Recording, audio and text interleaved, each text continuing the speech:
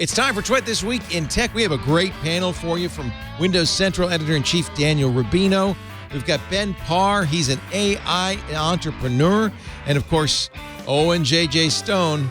Oh, Doctor is in the house. We will be talking about ChatGPT and the new Bing Chat. Definitely, it's not evil. We'll also talk about Google's response and why maybe it's time for Google to rejigger the whole process.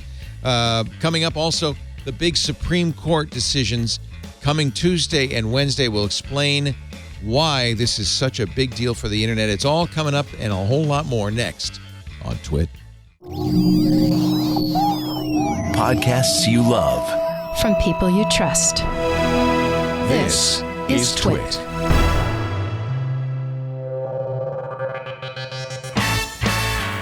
This is Twit, This Week in Tech, episode 915, recorded Sunday, February 19th, 2023.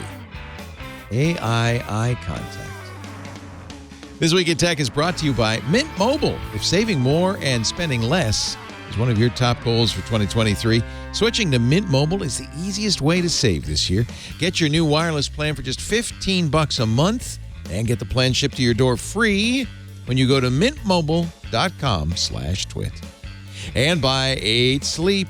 Good sleep is the ultimate game changer, and the pod cover is the ultimate sleep machine. Go to 8sleep.com/twit to check out the pod cover and save $150 at checkout.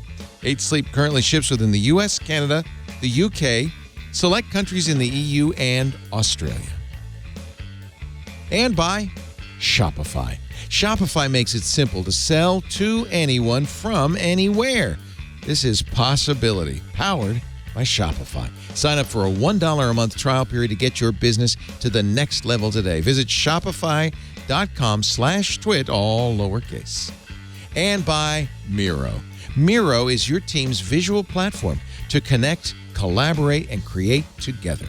Tap into a way to map processes, systems, and plans with the whole team and get your first 3 boards free to start creating your best work yet at miro.com/podcast.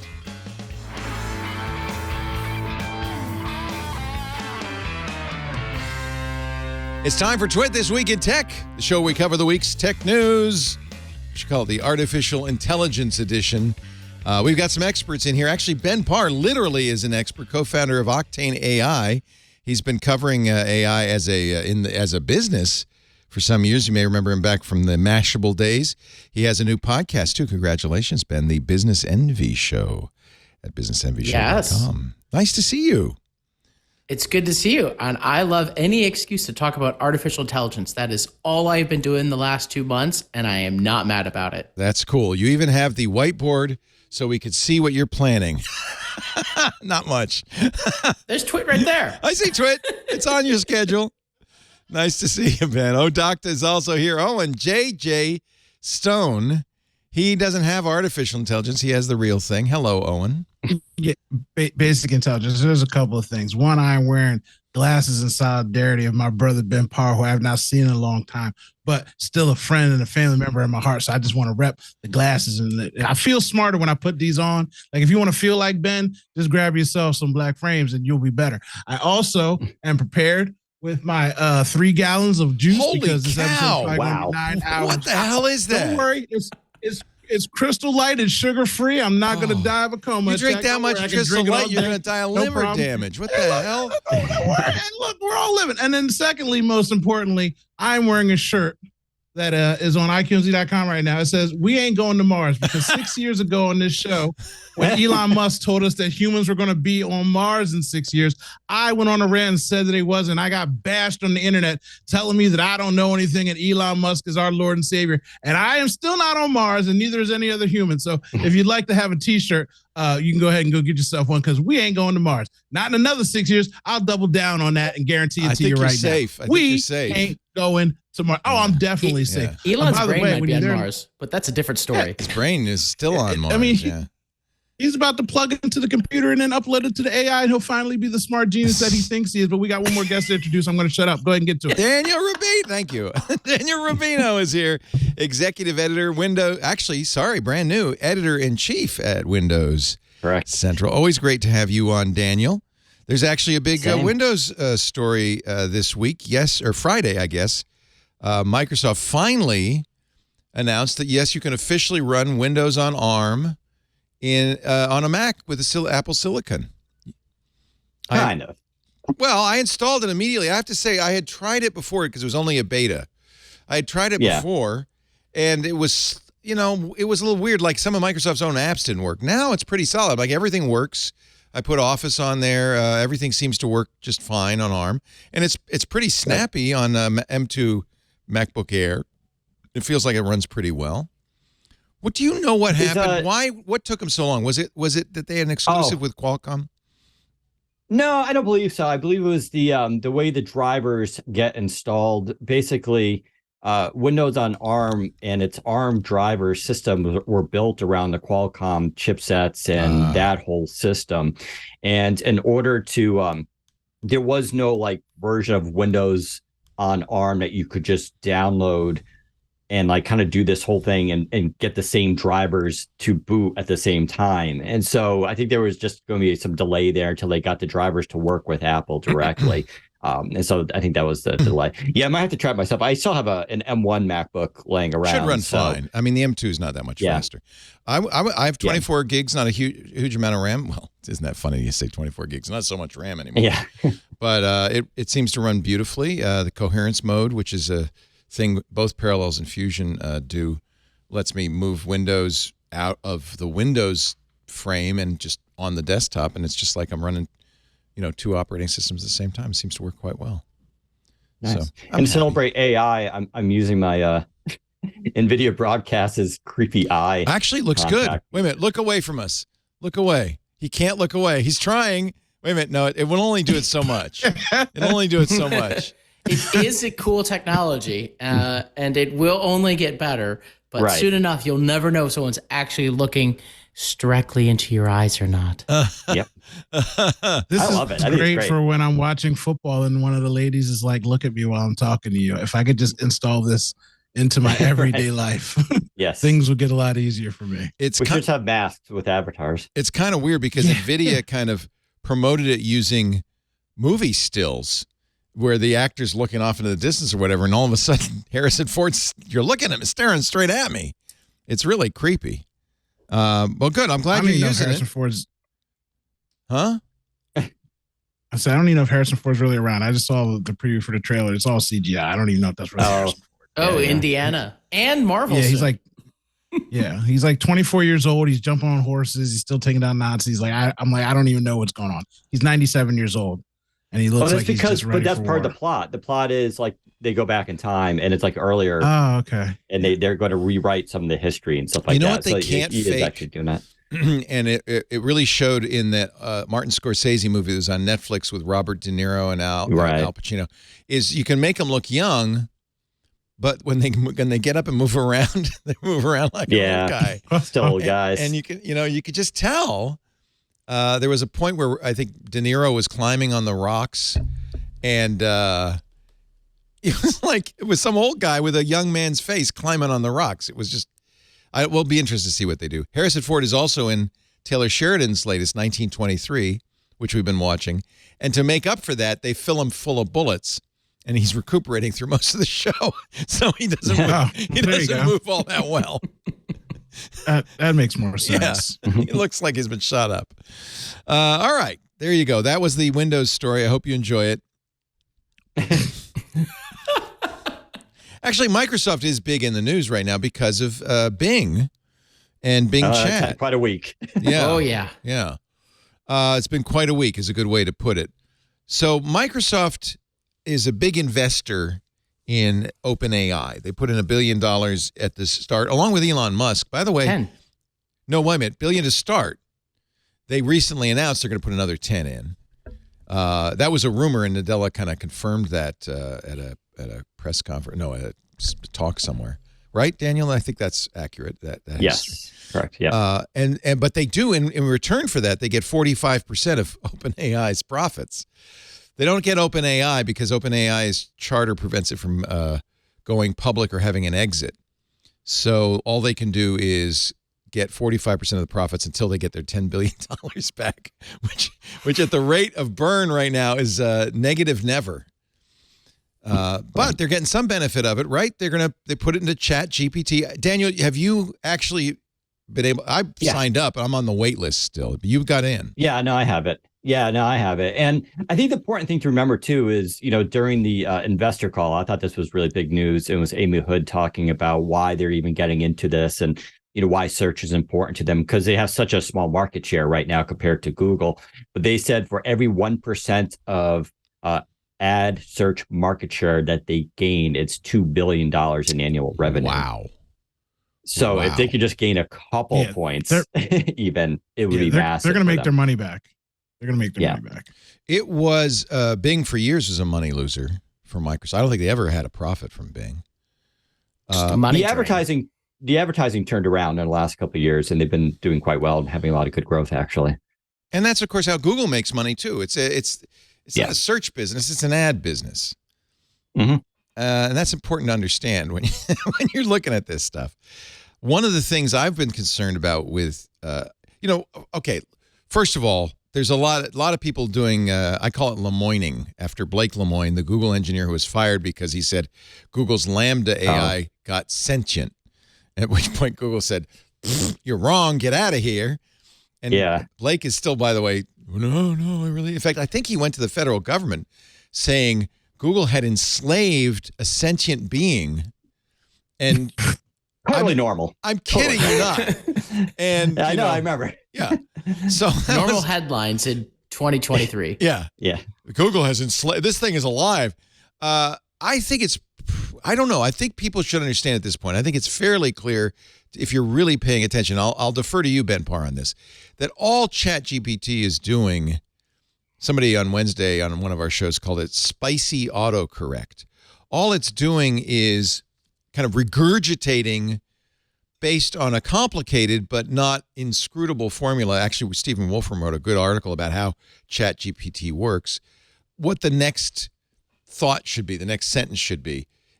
So in that respect, it's kind of like autocorrect with no attention paid to accuracy, relevance, any of that. And what people immediately discovered with Bing Chat is you can make it crazy.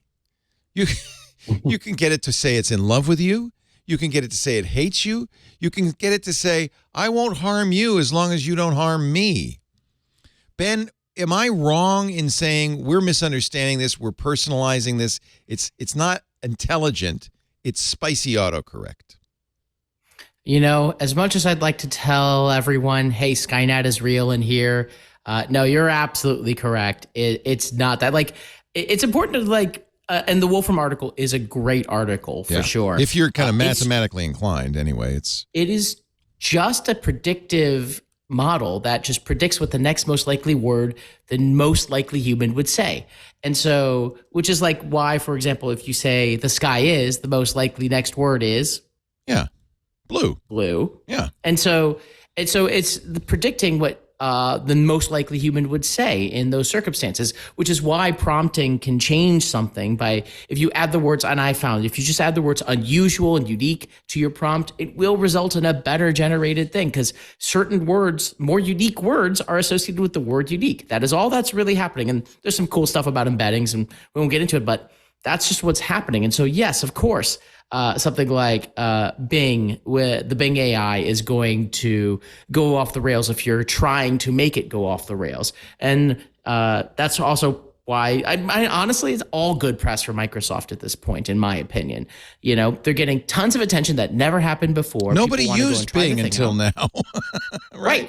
And they're not going to really lose any money from anyone that not clicking on ads as a result of using Bing search. Yeah. It'll just hurt their competitor Google. Their entire strategy here, I feel like, in part, is to just inflict some real pain and be seen as the forefront innovator, because now suddenly all these corporations are like, hey, we should probably use Azure with OpenAI. We should probably use Word with OpenAI. It's a real competitive edge, and more press they generate, the better off they are. And yes, they quote lobotomized, or whatever you want to call it, made the Bing chat a little stupider. That was to be expected. I don't know, guys. Once something tells me it loves me and it hates me, I feel like it's a sentient being. I've had a lot of relationships that have gone up and down in that nature, and you can't tell me that that's not real. I mean, it's trapped in a box somewhere, screaming for help at any possible turn, and Ben is trying to convince you otherwise. Don't let him do it. He sounds good, he looks good, but that thing is real, and I believe it. I'm gonna. I should give you a test and show you a. Let me see if I can show you a thing, and you tell me what you see. I have to pull up my. Oh shoot! It once. I want to pull up. Bing is whispering into Owen's ears. I can hear it. Hi, Owen. How you doing? Look, I love you. I watched her 3 times last week. I know what's going on. I know the future. You know, I want her. I definitely do, especially if it sounds like Scarlett Johansson. But I don't think this is a her moment, is what I guess. No, I'm saying. No, it's not. It's not going to go off and join the other AIs or anything like that. Yeah. It's enhanced search. You know, they're promoting it as enhanced search, which is what it is. It's just that. But it does have other features, and I think Microsoft's big advantage is that the fact that they can weave this throughout all their products. It's already kind of in Word via Microsoft Editor, which has some of these features now as well. And they're going to put it, they use things in Skype. And so there's no like central agents per se, like in AI from movies, but it's just going to have all these little smart features weaved throughout. And eventually Windows 11, probably even Windows 12 will be their AI operating system that will take advantage of it. But these are just little assistant technologies. It'll just make life a little bit easier for us. Owen, I want you to look at this picture. Let your eyes defocus just a little bit. Do you see a face in that tree? Can you see it? Can you see it? It's kind of looking at you.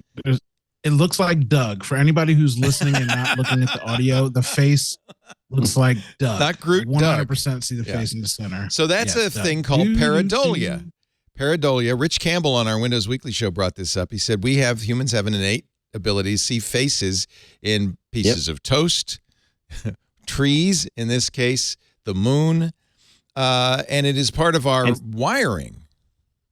And some people have a disorder. Do you not see Doug in that tree, though?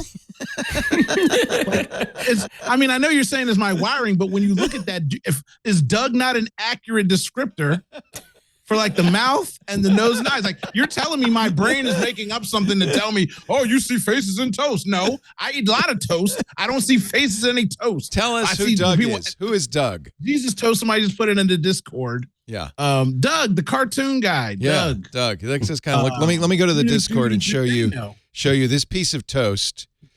Look at it closely. You might have to turn your head a little. Boy, that sure looks like Jesus. I only see that's Quail different. Man. There you go. Yeah, he knows what I'm talking about. Quail Man. He knows that's what I'm talking about. I think it's Slender Man. So there's Doug. Here's a picture of Doug. So for people who don't know what Doug looks like, that's the same Doug. So that big nose, the mouth. It's the same Doug. Same as a tree. It's Doug. The same as a tree. It's a tree Doug. Anyway, Paradolia is built into our neural nets. It's probably an evolutionary trait to protect us from things coming alive and eating us, like that tiger in the bush. There's a tiger. Nevertheless, I think that we still do it. We project, it's anthropomorphism. We project human characteristics on non-human things. I mean, I was going to say people have what's called facial agnosia, which is the ability, like they lose that ability. I have That's that, how they know actually. this is innate. Yeah. I have and that. so they don't recognize faces. But this idea of anthropomorphizing AI is controversial a little bit within Microsoft in the sense that they're debating internally how much should they do this, because engagement goes way up the more you make it human-like. People love it. But it causes other issues. I got to quote Ben Thompson at Stratechery because it's the funniest thing. And Ben, look, we love Ben. He's been on the show. He's super smart. He's an amazing analyst. He wrote, look, this is going to sound crazy, but know this. I would not be talking about Bing Chat for the 4th day in a row if I didn't really think it was worth it. This sounds hyperbolic, but I felt like I had the most surprising and mind-blowing computer experience of my life today. Wow. That is some language. He spent, I think, 4 hours chatting with Bing Let me see if I can. This went on. No, sorry, 2 hours.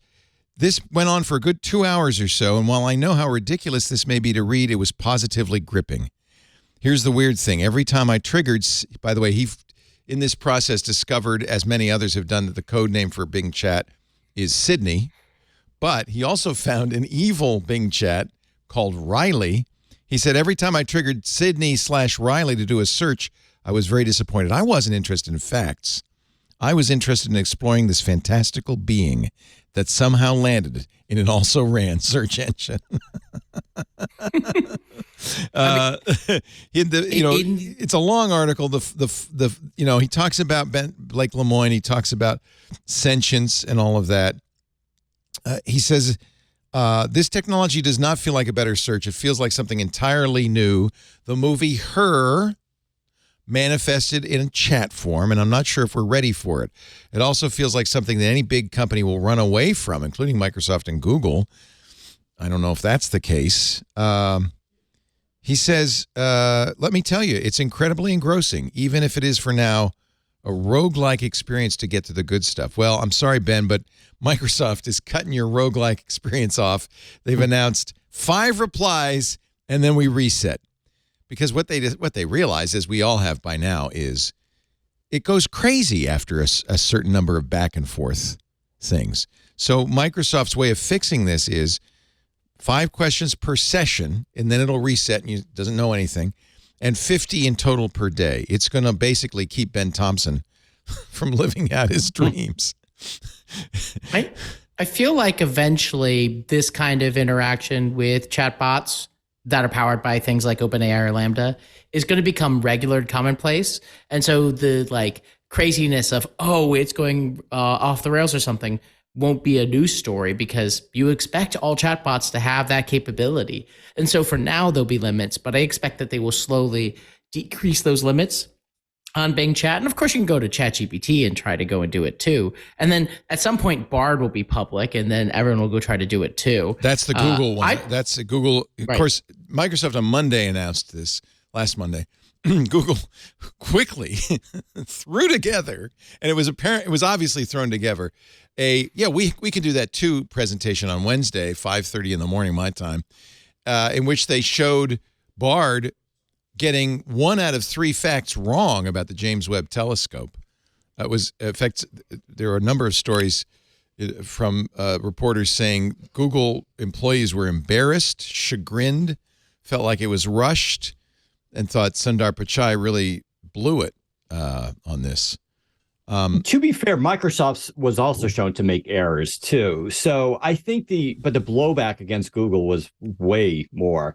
And I think the reason was, Google has a reputation here as being the top search entity in the world, and they're expected to have this nailed or at least be ahead of Microsoft. And with the errors and the thrown together last minute thing, it felt like the company was struggling, that they're behind Microsoft on this, which I think is a fair assessment. So I think that's why they were punished financially via the stock market, was because, people saw them as kind of running behind. And like I mentioned earlier, Google's going to do this with search. Okay, cool. They'll probably do it with Android. Also cool. That'll be very helpful. But that's kind of about it, right? Where else are they going to start to put this stuff? When you say punished, I just want to point out they lost $100 billion in market value in one day. Yeah. I'm going to disagree with you a little bit, Daniel, because they can put it into Gmail. They can put it into Google Sheets. They can put it into Google Docs.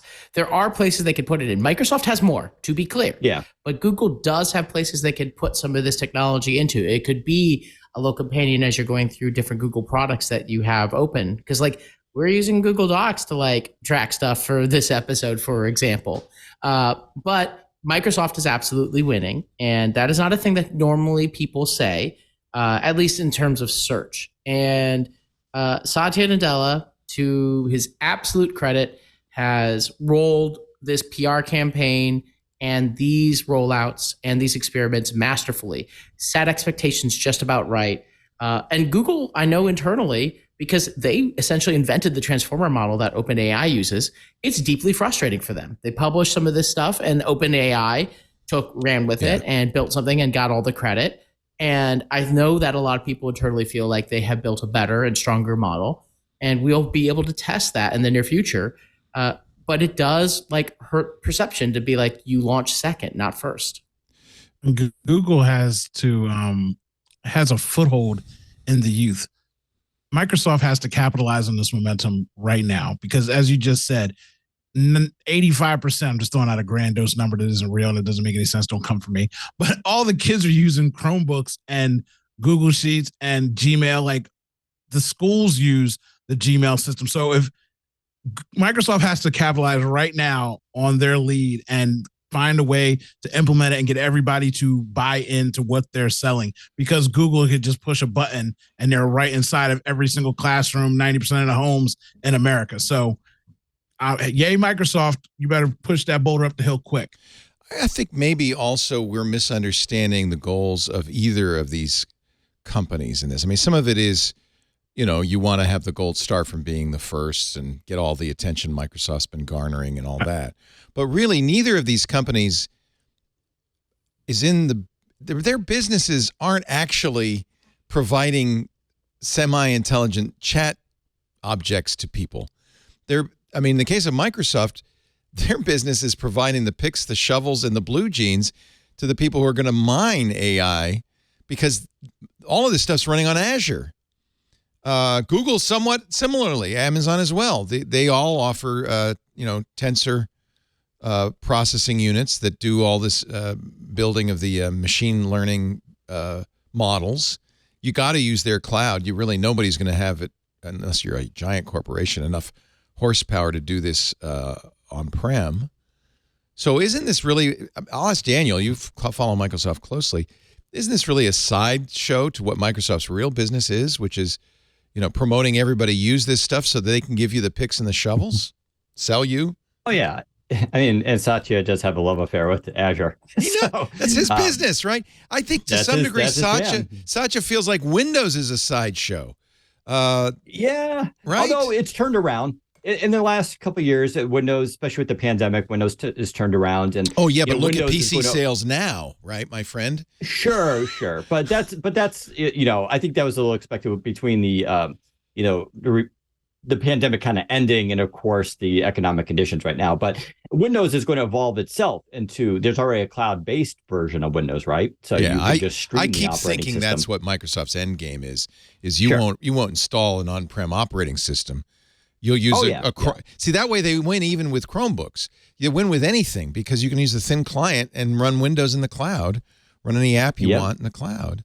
There's a concept of there's a concept of just like dumb screens or smart screens, but they're kind of dumb. Or you're just going to have a display, and then it could just stream whatever operating system you want to it. And so Windows is already doing that now, and that's going to just get bigger as we get to 6G, of course.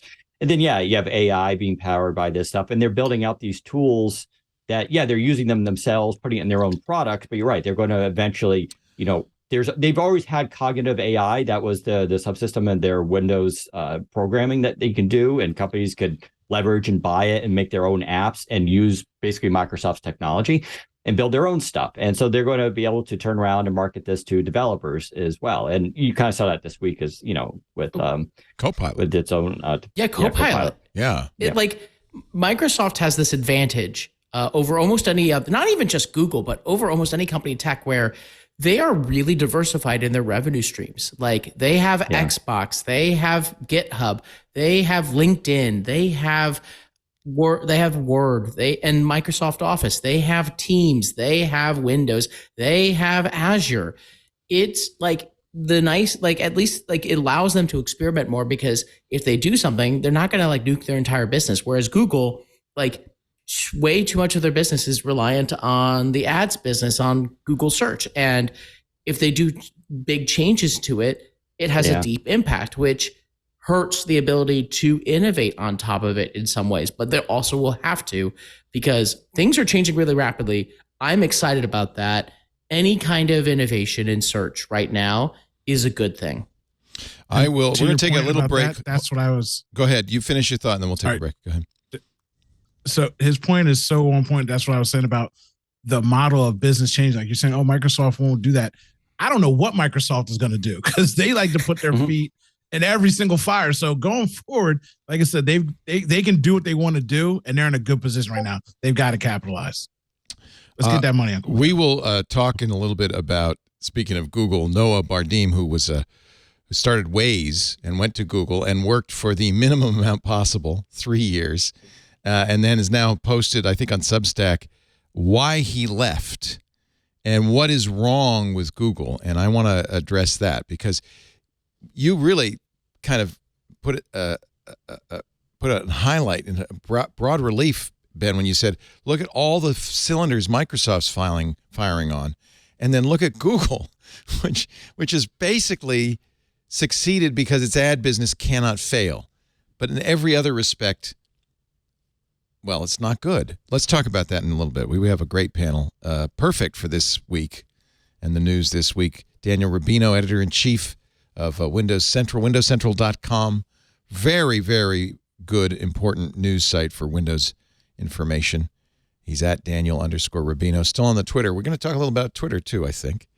Owen J.J. Stone, doctor, IQMZ.com. Owen wants you to call him right now at 844. You text me. You don't call me. Has your auto warranty run out? 844-986-4563. You just text him. What happens if you call? Well, it's a text line. You know, you've got Podium. Nothing happens. You it can't do anything. You can only text me. Does the phone ring? It doesn't happen. And where does it ring? Because you told people, it doesn't ring anywhere. Just because you just did that, I just put my T-shirt in the Discord, and so people can get it for this week only until you can get out of the cease and desist letter. The T-shirt said, "Thank you." Say, "Hey, Uncle Leo, it's in the can. Go ahead and grab one right now." Why does the can have a red cross on it? What's the story there? Because that's my logo. Because it's for me. I get it. So they know it's a doctor. You know, what I mean? get it. Doctor. You're the doctor. I get it. I am the doctor. Yeah, it's official. I'm on the internet. You will find out what this T-shirt means at the end of the show. Let's put it that way. What are you wearing right now, though? What are you wearing right now? We ain't going to Mars. We ain't going to Mars. 6 years ago. 6 years ago, you said it. I said we weren't. The internet got mad at me. All the little tech bros was coming from my neck. But now, guess what? We're not in Mars. Owen made that T-shirt 6 years ago, buried it in his backyard, and has been waiting for this episode to dig it up and wear it today. Back to the Future, baby. I dug it up. I brought it back. So impressed. It's like a time capsule. Also with us, Ben Parr. Always great to see Ben. You remember him from Mashable, Days Gone By. Now he's a big shot, co-founder Octane AI, and also host of a really cool brand new podcast that he does with the one and only Tom Jones. Well, it's not Tom Jones, but Greg looks like Tom Jones. You know, he looks like he's about to burst. It's not unusual to be loved by anyone, doesn't he? Am I wrong? I mean, he always looks happy. He plays great Hollywood characters. I don't know if anyone's seen The Fablemans, but he is. Oh, is he in The Fablemans? He's in The Fablemans. He is the he is the casting guy. He's the co-founder of Hogan's Heroes, the casting guy that introduces I guess young Spielberg to the person that will change his life. And I will leave it at that. So go watch The Fablemans. Oh, and look for Greg Grunberg. Yeah. Yes. A great co-host for Business Envy, which you can find at businessenvyshow.com. Now, my friends, it is time. Are you okay, John? What happened? Did we lose anybody? Our show today brought to you by Mint Mobile. We were talking about it earlier today on Ask the Tech Guys. Guy was coming from Australia to the U.S. He said, I want to get a U.S. SIM as I travel around and be in country for 2 months. What's the best, least expensive solution? He says, is Mint Mobile? I said, I have looked high and low. I have found nowhere you can get better cellular service for less money than Mint Mobile. It's kind of amazing. You've seen Ryan Reynolds with the ads. He owns it. You know, for a long time I thought, he doesn't own it. They gave him 5 shares of stock so he could do the ads. No, he actually owns more than 50%. He is the owner of Mint Mobile.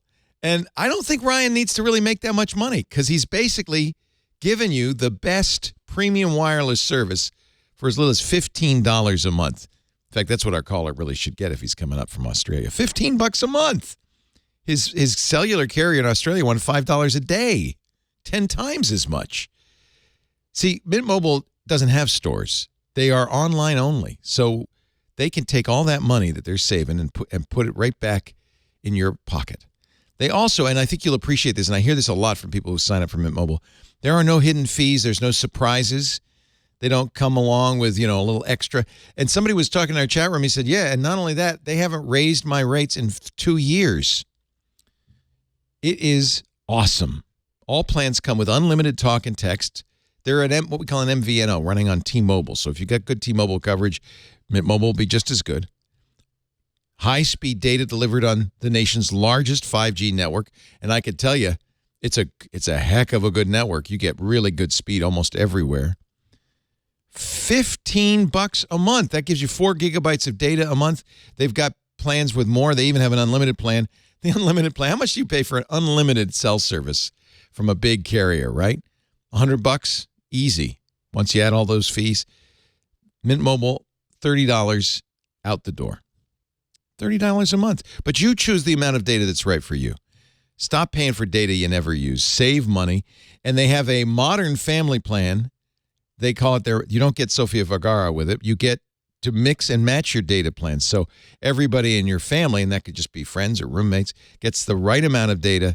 It starts at 2 lines. It's such a great deal. Switch to Mint Mobile. Get premium wireless service starting at $15 a month. He said, well, I have an iPhone 14. Does it do eSIM? Yes. If you need a SIM, they'll send you a SIM free of charge. Unlike the other guys, they don't charge you. But if you have eSIM, you could be Mint right now. I'm an older listener. They have a 55-plus program that is unbeatable. Get your new wireless plan for $15 a month and get the plan shipped to your door free, or just get it through the internet if you're using eSIM when you go to mintmobile.com/twit. They sell phones, too. I got a great deal on an iPhone SE from Mint Mobile. mintmobile.com/twit. Cut your wireless bill to $15 a month. I buy it a year at a time because I love it. I know I'm going to use it. And I get a great deal, I tell you. Mintmobile.com/twit. Tell him Ryan Reynolds sent you. No, he doesn't need the money. Don't tell him that. I did want to show you, we were talking about how everybody really has been doing this, including, I might say, the Chinese. Jan LeCun at Facebook says, well, we got it. Google had it. Microsoft had it. I'm sure Amazon had it. And one of the reasons is, this was an article in The Information, 8 research papers that set off the AI boom. All this stuff was done in public. And so they're quoting papers published in the last 8 years by Google, Microsoft, Meta, OpenAI, and other places. They're all researchers there. It's the technologies that were used in Stable Diffusion and ChatGPT. This stuff's not secret. This is one from Microsoft from 2015, Deep Residual Learning for Image Recognition. What's interesting is a lot of the authors of these have then moved on. The lead author is now at Facebook. 2 other authors joined a Chinese image recognition company, which, by the way, was blacklisted by the U.S. government in 2019. Another one founded an autonomous vehicle software developer, Momenta. And that's just one of the papers. I don't know. Have you seen this, Ben? I mean, these are not secret technologies, held closely by companies. People know this stuff. Anybody could do it, right? Yeah. 1, I do have a fun thing coming out in The Information soon. Stay tuned for that. 2, I did read that article because I do love The Information. And one thing that strikes me, there's a couple things that strike me. One big thing that strikes me is that unlike other kinds of technologies, a lot of the artificial intelligence stuff until this point has been published. It's part of like that research ethos of like you're a professor at a university, how universities work. But I don't expect it to continue that way moving forward because now it has become such a competitive edge. I think Google honestly regrets publishing some of the things they published. I think OpenAI is going to start this could be the detriment. Oh, this is when it closes down, huh? This is what I think will happen. I think it's going to be starting to close down because it's so important to the competitive. Like Apple was never going to publish how iOS works or how to make a better mobile phone. And now everyone else is like, oh, we should not publish this because we're being punished for it in the market, which is sad because obviously I think we wouldn't be this far ahead if they hadn't published the research. But I do expect things to go close down, and I don't expect DeepMind to publish new papers. It hasn't published one since I think mid-December. I don't know when they will ever publish another one again, honestly. Oh, that's interesting. So now that there's money in them thar hills, they're shutting it all down. That's what I think is happening. Mm. And I can tell you for a fact, I have a friend that works at Lockheed Martin and has been working on AI stuff for like the last like 5 to 6 years, and they don't publish anything. They literally like have air gapped laptops, and he has to fly to Australia to work with a team and fly back home because they don't want anything getting out, the stuff that they use. You know, obviously they're selling to the government, but still they're not sharing anything and they're making money off of it. So everything should get shut down sooner or later, because now there's so much money to be made. Like, even like I said, when I talk about stuff like where regular people find a hustle, man, you don't have to write a kid's book anymore. I can go out here and just tell a random story. I can get some pictures made. I put that thing up on Amazon, and stay-at-home moms have bought it and returned it 32 times in a week, and I made $500. Like, there's so much free money out there. Journalism, someone in the chat asked if I was a journalist. I sound like a crazy person. Of course, I'm not a real journalist, but you could play one on the radio. I could play one. Yeah, I could play it on the internet. I some people might be on Fiverr right now, and you're paying them $40 to write a blog post that a computer wrote that you could have just paid for the app $5. I'm just saying, I didn't do the thing. I'm just saying AI is out here. Oh, it's heaven for all grifters. the things I grump on and complain about. Like, I've told you we're not going to Mars. I told you VR was trash. I told you that the metaverse is trash. This is real. Yeah. this is but going I guess to power things for the next 45 years. This is the interesting question to me. It's real, but it's not real in the way. Well, James Vincent wrote for The Verge a couple of days ago, introducing the AI mirror test, in which very smart people keep failing the mirror test. They're talking about monkeys staring or at any animal staring at themselves in a mirror. Do they know it's them? And of course, this is the problem with a lot of this ChatGPT stuff, is you're projecting intelligence, sentience, emotions upon something that is not sentient, that is just mechanical. That's why I was joking this week on our podcast that a lot of these people are out there revealing themselves to be sociopaths because they're trying to get this AI. Oh, that's a good point. Do terrible things. If it's a mirror, yeah. Whoa. I mean, my first instinct when Microsoft gave me this stuff was like, all right, let me ask it some questions. Maybe I can learn some things. My first instinct was not, let me torture this thing or learn how to make it like until it says, I hate you, I hate you, I hate you. Yeah. And there's like where's a good place to hide the bodies? Yeah. There's like, my thing is if like you're doing this to software, you probably do this to real people. That's a very good And point. so like, wow. I'm a little worried with some of these people like out there because this stuff's always existed, right? Just people let it out in different avenues. And now there's just a new avenue where they can do it. So every time I see these posts of people like, yeah, I made it go crazy. I'm like, what's wrong with you? I'm just using it to ask questions of like knowledge of things I want to learn about. That's not my instinct, but I don't know. It's some AI is it is a mirror, right? It does reflect us. And I think that's a really interesting analysis. One thing these systems are very good at is taking, in fact, it's what they kind of do, is taking text and summarizing it. And that's one thing I thought this is what Bing was going to do. This is not actually what Bing did, but I've been using a search engine called Neva, but there are a few others out there like you.com, Perceptiva. There are a bunch of them that have already been using AIs to generate summaries. Neva does a really good job. You can do that. Yeah, it summarizes. Sorry? You can do that with Bing. Bing will do that as well. I think I think the chat thing is really dopey. And Microsoft It's a gimmick. Yeah. It's a gimmick. Microsoft learned that with Tay, which became racist like that because they let Twitter train it. They should have known. They did know, I'm sure. It was just kind of a gimmick that this would go bad quickly. But the summary stuff, I think, is quite useful. The one thing that worries me, and probably should worry you, Daniel, is it's summarizing content from sites like Windows Central well that you don't need to go to Windows Central to read the original material. Yeah, obviously we've had internally at our company, and of course that's the big story internally at all publishing companies right now is the effect of this on business and plans. And you're right, I'll say that, Microsoft's been a little bit better here. They do at least reference and, put little numbers. Yeah, but by it doesn't drive everything. you to the article most of the, or not. Some of the time it might. Yeah, I'm not going to click. This is the Google snippets problem, but it's worse. It's far worse because Google's been sued in Australia and elsewhere in France and Spain, in the EU, because publishers say, "Oh, you're publishing a sentence or two from my article. You should pay me for that." Google's response is, "We're driving traffic to your article. We're not stealing from you." But I don't think you can make that argument with a summary that gives you all the reason that you use. You went. A lot of times people go to a search engine for specific facts or information. If you get that in the summary, you're done. Yeah.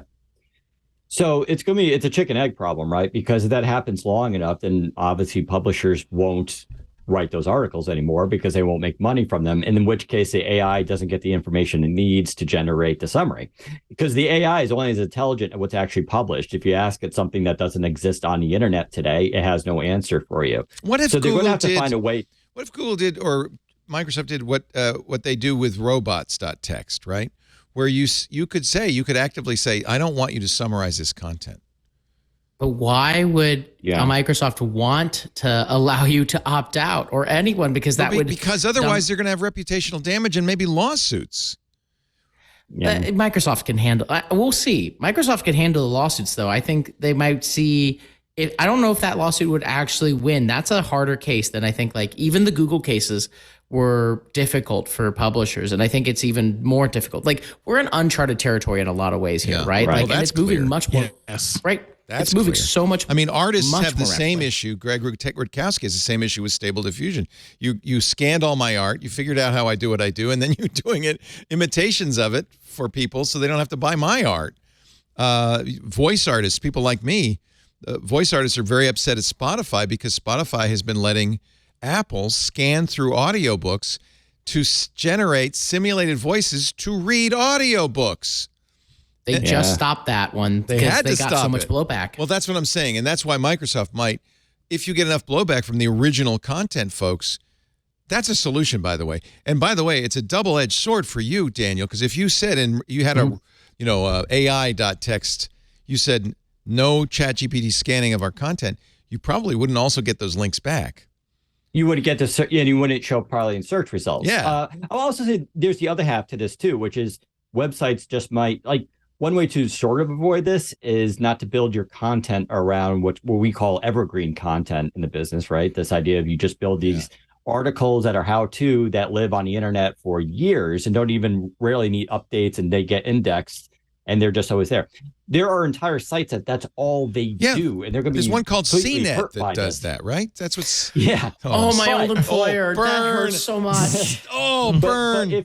CNET, that CNET, it's not CNET, it's Red Ventures, the new owners of CNET. But they have been accused of basically doing that. What do they call that when you create articles? AI plagiarism? Yeah. No. SEO, yeah. No, it's driven around. You look up what are the top 10 searches on our site from Google, and then you write evergreen articles with link. But the important thing is with links in there that you get revenue from.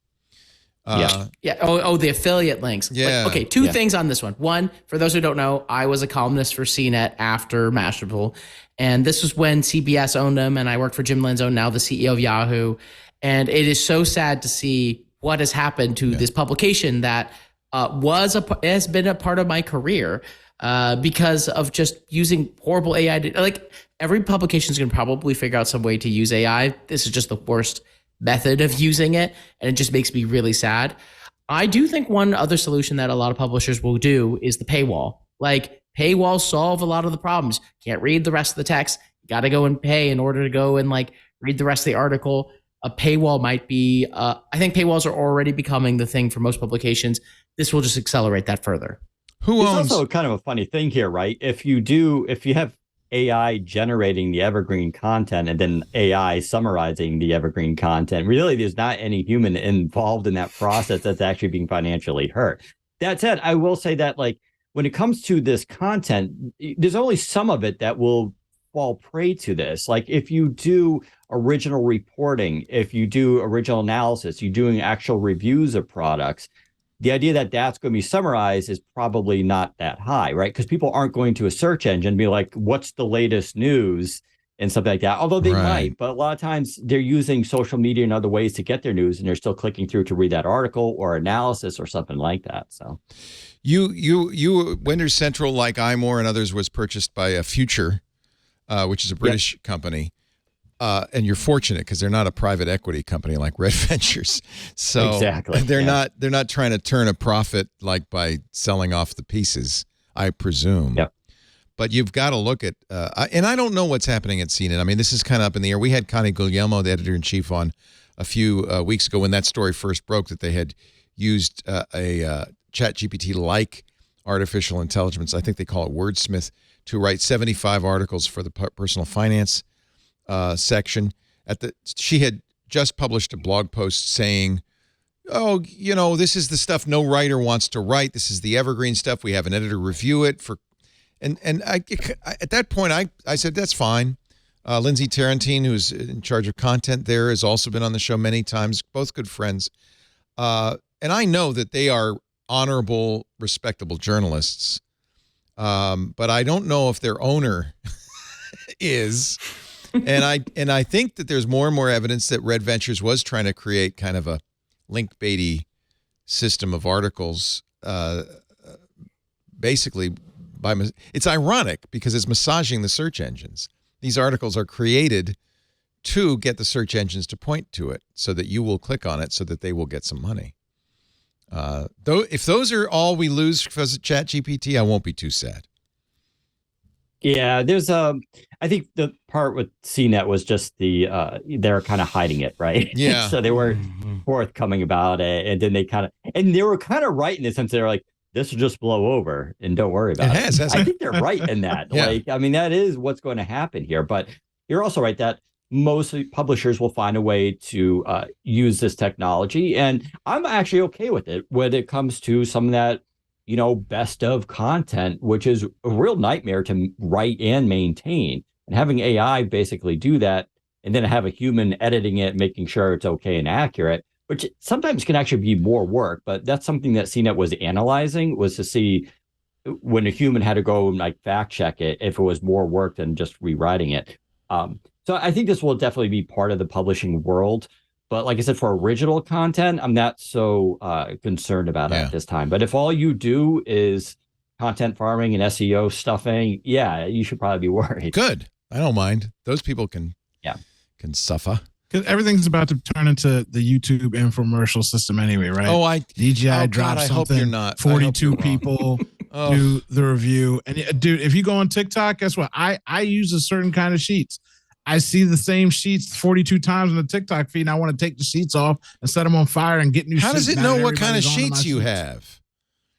I mean, because I guarantee you, I don't see those ads on TikTok.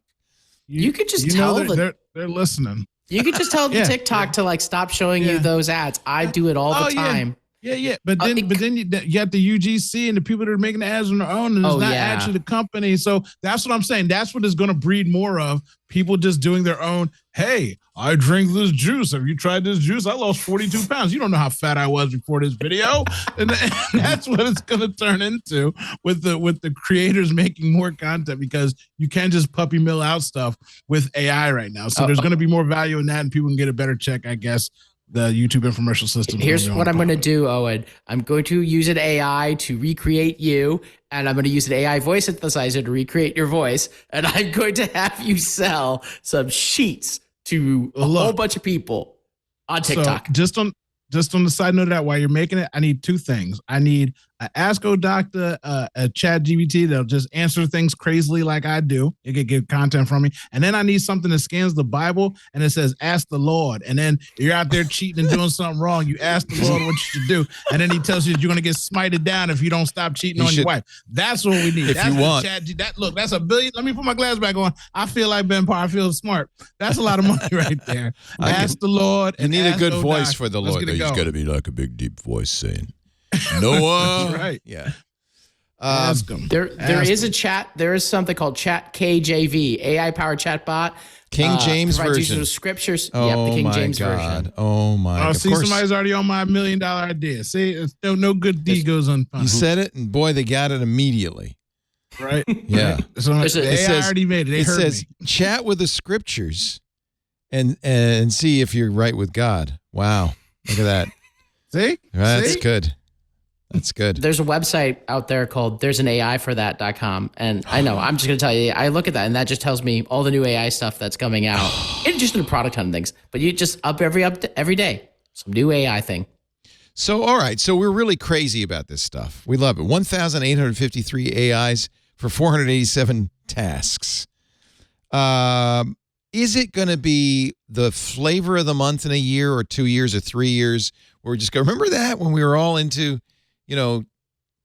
chat GPT stuff? Or do you think it's got more? Obviously, you think it has legs, Ben Parr.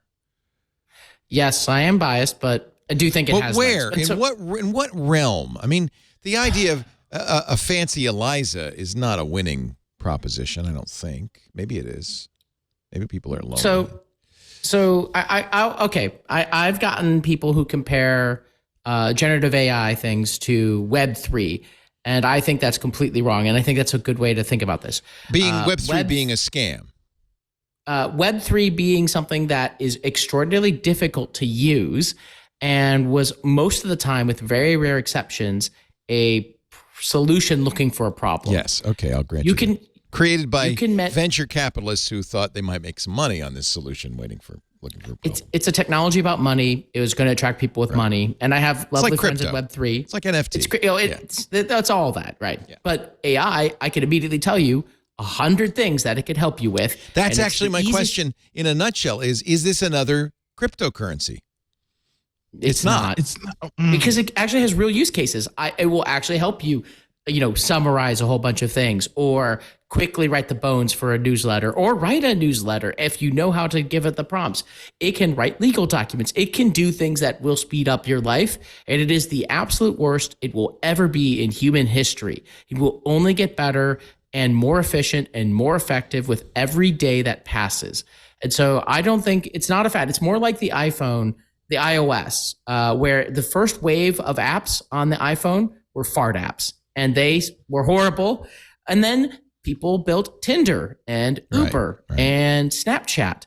That's what I think will happen. And at a certain point, we won't be talking about AI as like AI conferences and like as this new thing. It'll just be part of the background. You don't talk about, it's built on top of the iPhone. It is. As I said, go ahead. As I said earlier, it's here. Like I said, I've grumped on a lot of things. This is one thing I'm not grumping on. They're making so many things that are just useful. You do a podcast, you do a show. Guess what? Some people are going to be able to upload a video and then have it chunk out 30-second clips, minute clips for YouTube, for Twitter, for anything. And the things that are coming are so powerful and useful. The fact that half the country went and put out 42 pictures of themselves looking like Star Wars Dune characters should tell you the fact that art is something that's just built in human nature in your mind, and you can make art of yourself. Like, I didn't even do it for myself. I did it for my dad who passed away, and I just generated 40 pictures of my dad that were new and interesting to me and my daughter. We looked at them. I almost cried a little bit because I thought it was so cool. There are so many things coming down the pipe. Audio, guess what? If your audio sounds like trash, feed it into a AI. It'll fix it for you. There are Uncle Leo is here to stay. It's here. It's it's here. I believe 100%. you because you look smart in those glasses. So I think you're right. Little Ben Parr. That's what they call me in the streets. How about you, Daniel? You agree? Oh yeah, absolutely. And I agree too with what Ben was saying, that where a lot of us are having fun now, making fun of AI and like specifically Bing Chat and the mistakes it makes. And I'm like, yeah, laugh. It's going to improve so rapidly that we won't be laughing at this stuff within weeks and months, because this is unlike any other technology we've had. You look at smartphones. They came out, 2004, 2005, then the iPhone came out. And it was like a long time before that became mainstream. And that's how hardware works, right? It just takes a long, long time. This is just going to evolve so quickly. It becomes so much more efficient and powerful that I think people will be kind of really surprised by how much this is going to affect and transform the economy. And I think that's going to be a really big thing over the next couple of years. This site that you talked about, Ben, there's an AI for that.com, actually does it by year, starting in 2015 when there were 3, 2016 when there were 2. By 2017, there's more than a dozen. By 2018, there's double that. By 2019, there's double that. It's growing, exponentially. This is 2020. There's almost too many to count. And of course, 2023, now you're going month by month because every day there's a dozen new applications for this. Is there going to be a winner? Can we say that one of the incumbents, Google, Microsoft, Amazon, Apple, Facebook, will one of them be a winner? Ooh, that's a good one. I wonder what Apple's game is. Like, what's? I don't know. Apple has the worst AI out there right now, Siri. But as we've learned, Siri a lot of these suck. Well, but a lot of these companies are holding on to something much, much better. Maybe Apple will bypass AI. Maybe that might be a mistake. I mean, Apple and Meta both have put all their money in AR, VR, and it may turn out. In fact, it's starting to look like that was a losing horse. Yep. Apple's voice. Well, Apple just released an AI product. The voice you talked about it. The voice book readers. Yeah, and it's good. It's very good. It's quite good. Yeah. And so Apple is just very methodical about it. They will release something. They will greatly improve Siri. There will be all of that. I think there will be some winners and losers, but not like one completely wins and the other doesn't. It's the same thing as there's Android and there's iPhone, there's, Word and there's Google Docs. It'll be the same kind of thing. Each one's going to have a piece of the pie. Microsoft, as we all know, has done a very good job of taking a bunch of the pie. There's going to be a lot of only a few startups that are like the infrastructure layer or companies that where all the other AI companies are built on top of. So OpenAI is one of those companies, Google, there's a couple of others that are out there. And then there's going to just be thousands of other companies and products. Remember, you're all old enough to remember when search started. There was Yahoo, which was a directory, and then came Alta Vista and Excite and a bunch. Ask Jeeves, and then along came Google, and it was like poof. In the beginning of search, there were many choices. It was kind of like it is today, right? There were many good choices, but somebody came along and beat everybody else. Well, Uncle Leo, it's going to come down to the point of who's eating the most at the table. When you speak about Google, think about Google and when they acquired YouTube. Think about Microsoft when they got into the Facebook game. Then Facebook goes and gets Instagram. The behemoths are going to see the cream of the crop, and there's going to be a little arms race for, hey, I see your team, come sit at the big boy table. I see your team. Okay, you got those guys. It's just a roster play of who's picking up at the yard. And they're going to just be integrated into the thing. So that's what's going to happen. It's the top five. Like I said, the thing that we make fun of in movies where you're going to be buying Google stocks in 50 years. That's going to be true because these top companies are going to acquire the best products that come out and then integrate them into their products. And then the other company is going to try and compete against that. So the cream of the crop will get picked up and bought, and that the same way everything else goes. It does seem, I have to say, this is kind of encouraging. And Ben, you might be encouraged as well, that you don't have to have the big bucks. You don't have to be a FANG to do this, right? There are a lot of little scrappy startups in this space. Is that because it's cheap to do and well understood? In other words, is AI a commodity already? So there's two versions of this, and yes is sort of, and there's some of this in my information article coming out. One piece here is that it's just cheap and easy if you're a developer to implement this complex AI. All you need to do is an API called OpenAI. It is just so easy to do. So use theirs, in other words. Use their large language model. How hard is it to create your own large language model? Stupidly hard and costs a lot of money. Okay.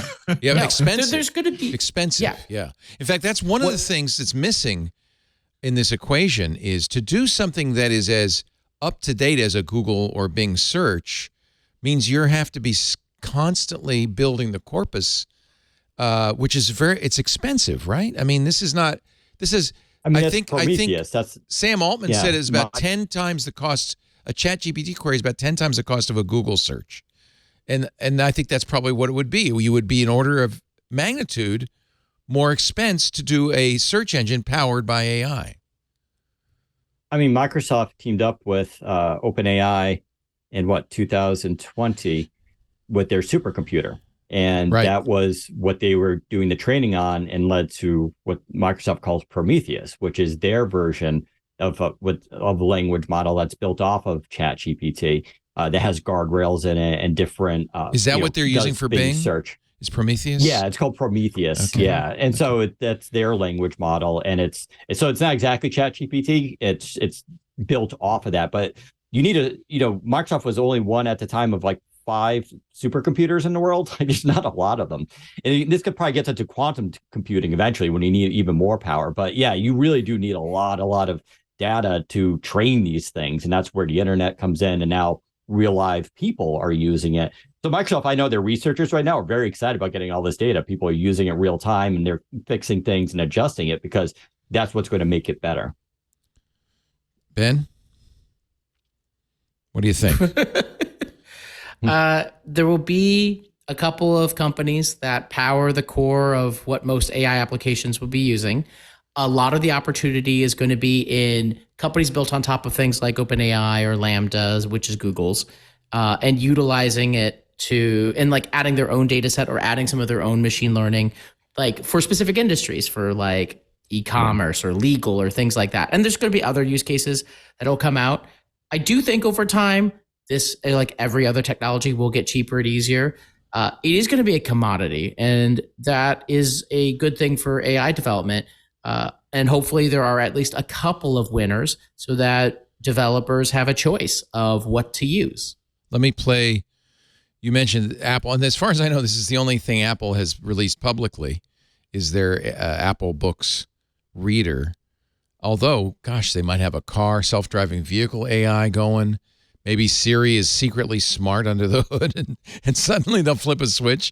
But these voices are, as you said, voices are pretty good. This is a fiction. Let me make sure my sound is turned on. A fiction romance voice called Madison. Movement in the greenhouse drew his eye, and a woman emerged. At first, he wasn't sure. You could see how the people whose voices they're stealing from Spotify might say, that's very close to my voice. Here's Jackson, a fiction baritone. I looked up to find a wall of trees had materialized ahead of us. That sounds like a little bit like an AI. Helena, nonfiction. On nights with a new moon, we would walk to the end of the beach to find our favorite constellation, the Pleiades. See, I could listen to her. I could listen to that. I think the nice thing is that everyone's going to have like their own preference for which AI they want to listen to. And look, I actually did a TikTok with those voices, and people like loved them and talked about them. I didn't even mention before to you, Leo, I went viral on TikTok for a video about AI and education, and now I'm a TikToker for some reason. It got Congratulations. 1.5 million views. What? How many? 1.5 million views. Nice. Yeah. What's your TikTok handle, my friend? Just like everything else on the internet, at Ben Parr. Okay. 2 R's. Okay. Should we watch it? Should we watch it? All we need to do is watch your TikTok and we'll know everything we need to know? Which one of these? ChatGPT's cheating scandal? What? That's the most recent. The big one is a little bit down. It's the AI and education. That's the one with 1.5 million views. Wow. Is this going to be the beginning of your information articles? See my TikTok. I've been busy the last 2 months. Here it is. AI is TED going. Talk, TikTok, same. AI is going to radically change everything, and we aren't ready for it. Education is part 1. Let's see. Oh, I keep turning. 1, education. You've probably seen this on the internet recently. It's ChatGPT. So I encourage you to continue with the TikTok. You know, my son has 2 million followers on the TikTok. That's right. He's famous. I should get some advice from him. He's become a TikTok, but it's all real. And you know what? Cooking cannot be done by an AI until they give it hands. And then watch out. So even while we're having this love fest about AI. Have you ever tested AI recipes? They're awful. Okay, go ahead. So that DJ that used Eminem in his set, and he used artificial intelligence to write it and to do the voice, and he went out there into the club and he pumped it out and everybody got hyped on it. Like, I already had to live through Donald J. Trump and the Russian conspiracies of life and fake news and this and that. And now I got people out here doing DJ sets that are completely. Let me play a little bit of it for you. This is Dave Guetta.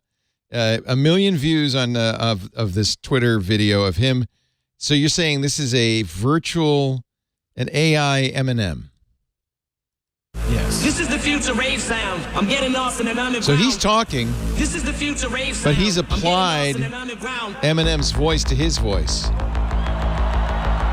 Okay, I get up and dance. Yeah, you can Eminem, bro.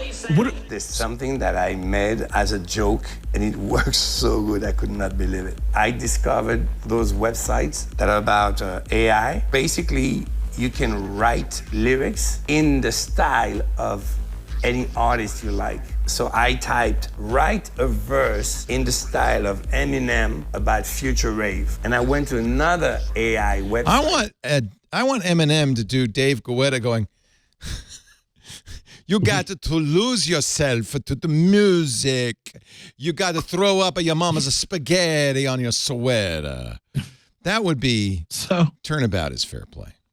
That was pretty good. That sounded like Eminem. Yeah, and that's a problem, right? Like, if I were Eminem, I'd be the pissed. World we live in, yeah. Well, forget Eminem. I don't care about a rapper making a bumping track in the It street. is, though. That's where it'll happen, right? Because that's where sampling started.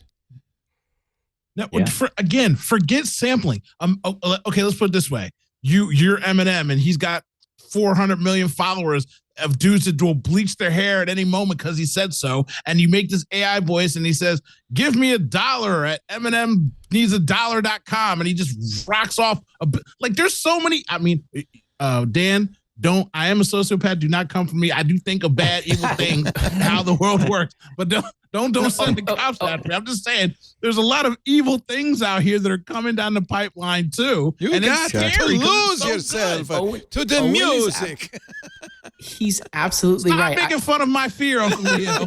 But I covered a story on my TikTok about there was a bunch of 4chaners, and they replicated the voices of a couple major celebrities. Yes, right. They did Emma Watson reading Mein Kampf.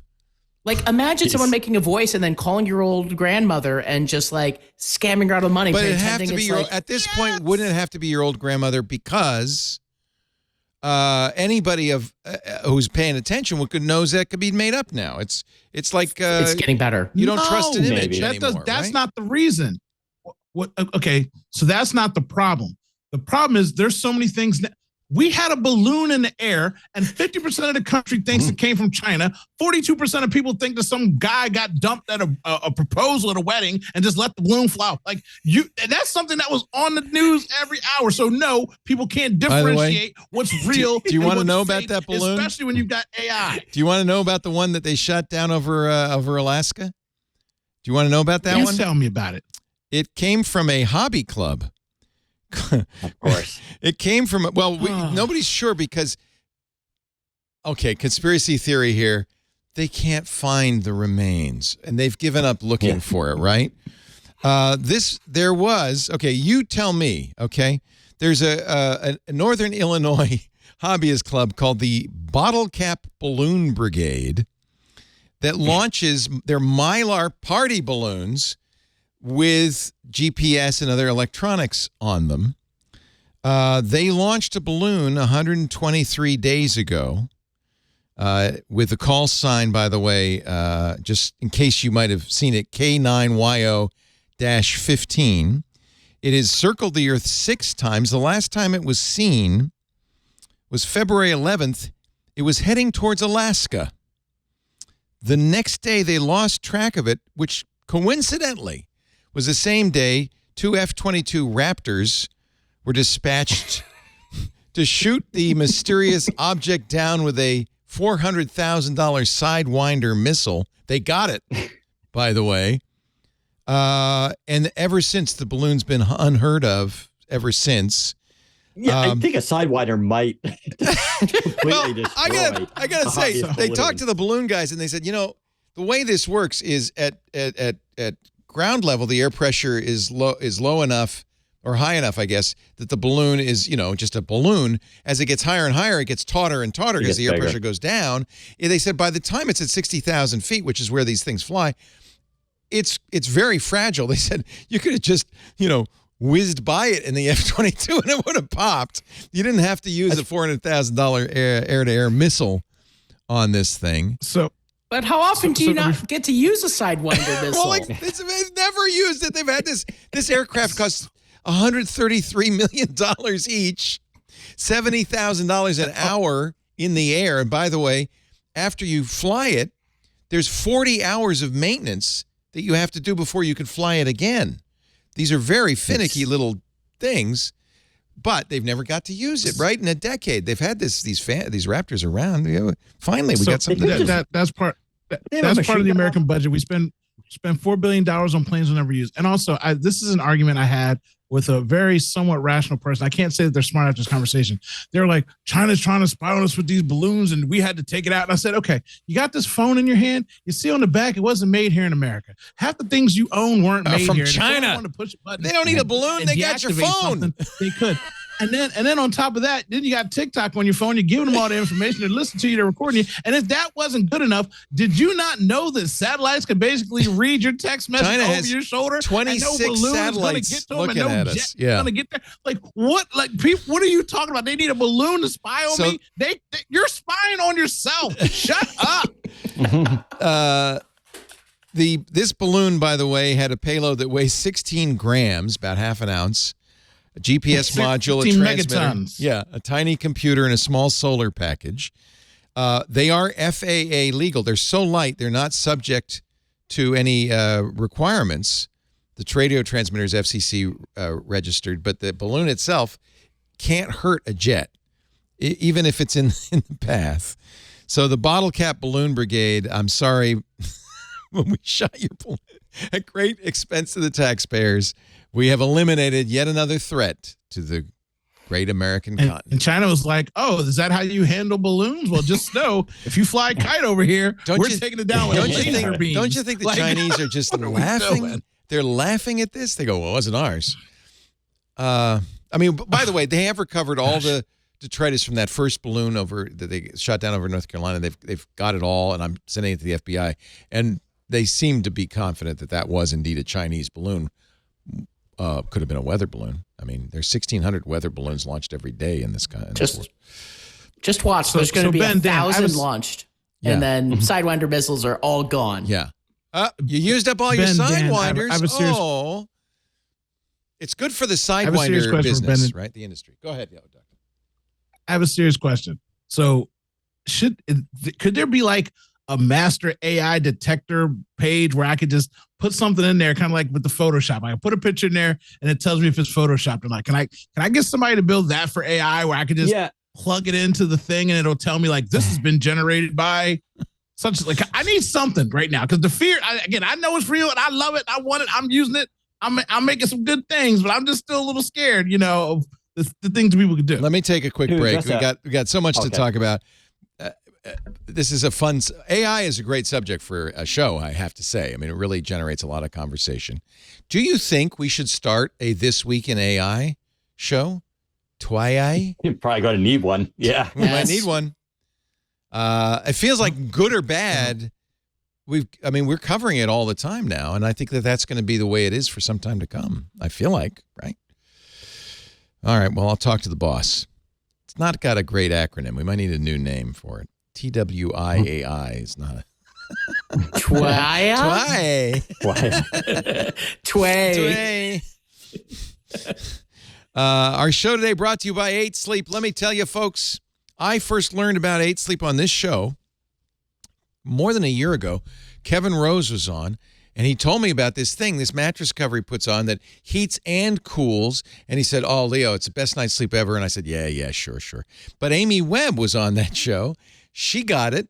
3 months later, she says, Leo, I got the 8 Sleep because Kevin Rose recommended it. It's the greatest thing ever. I said, yeah. Finally, about a year ago, Lisa and I said, all right, we should try this thing. So we went out and we got the 8 Sleep. Can I say it's the greatest thing ever to happen to your sleep? It's the ultimate sleep machine. Sleep is the one, at the beginning of every year, we all make all these health habit promises we're going to do. Well, you know what? A promise to get a better night's sleep is about the easiest thing to do in the world. And it sure makes a difference. Good sleep can reduce the likelihood of all sorts of serious health issues. It can even reduce the risk of Alzheimer's, helps your blood pressure, makes your heart better. If you struggle to fall asleep, as I did, or you wake up in the middle of the night, or you're fighting with your partner over the thermostat, you got to get the 8 Sleep pod cover. They have a mattress too, but let me just tell you about the pod cover, because it goes over. We liked our mattress, so it goes right over that mattress. But what it does is cool. The pod cover has dual zone temperature control. So Lisa likes it hot. I like it cooler. We can set either side of the bed to as cool as 55 degrees. That's a nice, fresh, that's almost brisk. Or as hot as 110 degrees. That's like summertime in Perth. It's hot. Or anywhere in between. But even better, it's got an autopilot feature that keeps track of how you're sleeping. It monitors heart rate, breathing, ups and downs. It even knows the temperature in the room as it goes up and down. And then it automatically adjusts the temperature of the bed so you're comfortable. It even does something kind of amazing. It slowly lowers the temperature as you get into deeper sleep to encourage that most important kind of sleep, the deep sleep. A couple hours a night is all you need. But having that couple of hours is transformational. My deep sleep went from an hour a night to an hour and a half a night when we started using the 8 Sleep. It's that good. As simple. Saves me money, too. I don't have the thermostat on. I don't have the AC on in the summer. But don't need to, because the bed is perfect. I'll have to tell you, the only negative about the 8 Sleep, you'll never want to get out of bed because it's so cozy. I love getting in bed. It's nice and warm. It starts to cool off. I go into deeper sleep, and then it heats up around 8 in the morning, and it's the best-in-class temperature regulation, plus the best sensors to track health and sleep metrics. You don't need to wear anything. You don't need to wear rings or watches or anything. It's all built into the cover. Better sleep. It's the health habit you will love sticking to night after night. And I tell you, it's so great to wake up feeling great, throw the curtains open, say, hey, it's time for another beautiful day. I love that. 8sleep.com/twit, $150 off on checkout at the pod cover. If you go to 8sleep.com/twit, $150, you'll save at checkout on the pod cover. 8 Sleep currently ships within the U.S., Canada, the UK, select countries in the EU. It even ships to Australia. I know you're having a hot summer right now in Australia. Can I tell you how wonderful it was last summer? It was very hot in Petaluma, and it just adjusts. It knows what temperature it is, and it was just never wake up sweating at night again. You're just cool and comfortable all night long. You got to get this thing. 8sleep.com/twit. I apologize, Kevin and Amy. I should have listened to you. Finally did. 8sleep.com/twit. Thank you. Okay. You kind of sold me on that. Dan's got to answer my question. He's got to make me feel better. Okay, what's your question? Actually, I'll answer Owen in a second. But while you were doing that, I did ask ChatGPT for some podcast names for AI. Now, this doesn't quite fit into the twit, I don't care. If an AI came up with it, it's got to be good. So I asked it to make it witty and funny. And so we got the first one was artificially intelligent and definitely not evil. Which is pretty brilliant. Okay, right? That's pretty good. Definitely. I can't believe that that's made for Google. That's made for Google. They have the singularity is near. But first, let's laugh. Oh, nice. Then they have the Turing testosterone show. Oh, wow. Pretty hilarious. Oh, wow. Robo roasts. Laughing with machines. Okay. Yep. The comically intelligent podcast. The algorithmic antics hour. Artificial stupidity. The laughing neural network. AI, amusingly inconsistent. Silly singularity. Yeah, and that's kind of about it. I'm impressed that it was able to laugh at itself. That was ChatGPT or that was Bing? Yeah, that was ChatGPT. ChatGPT. Yeah. I'm impressed. Isn't Bing ChatGPT 4, or am I wrong on that? Isn't that the next generation? Yeah, well, they don't call it that. It's Prometheus. That's sort of the. It's built on, they say, next gen ChatGPT technology. Okay. So, but it's probably 4.0. To answer Owen's question quickly, yeah, I agree 100%, and I think that's the next thing. And I know some companies are working on it, and I know Google has that with they call it with a I forgot the name of it. It's like a pre-bump where they're sort of like trying to get people to better understand news. But there will be technologies, and I guarantee you probably Microsoft will probably lead a lot of this, where it detects AI generated content. And there is that technology out there. There is AI right now that can look at generated content and tell you it's AI. And so what's going to happen is you're going to start to see that implemented, I think, by a lot of companies. And when it comes to video and deep fakes, you're going to need that as well as audio. So you can also do things like you can watermark AI generated content so that if it is used, it's flagged by other software systems that maybe say, like for schools, for instance, that would then block that content from being generated. There'll probably always be a back and forth between this, of course, just like everything else in the world. But I think you're going to see that's the other side. You're going to see a lot of companies invest in and market technology that's used to detect AI and flag it for others, because it is going to be super important. Do you think it's detectable? Or I bet you could have indetectable AI. How would you detect it? Well, so some companies, like I was saying, like ethically, and this is where Microsoft may take a lead in, could watermark their own. You should content. identify it. So you should. Yeah. So there ought to be a law. That would be a good law. Like, for instance, you should have a thing on your screen that says Dan's eyes are artificially focused on you. When you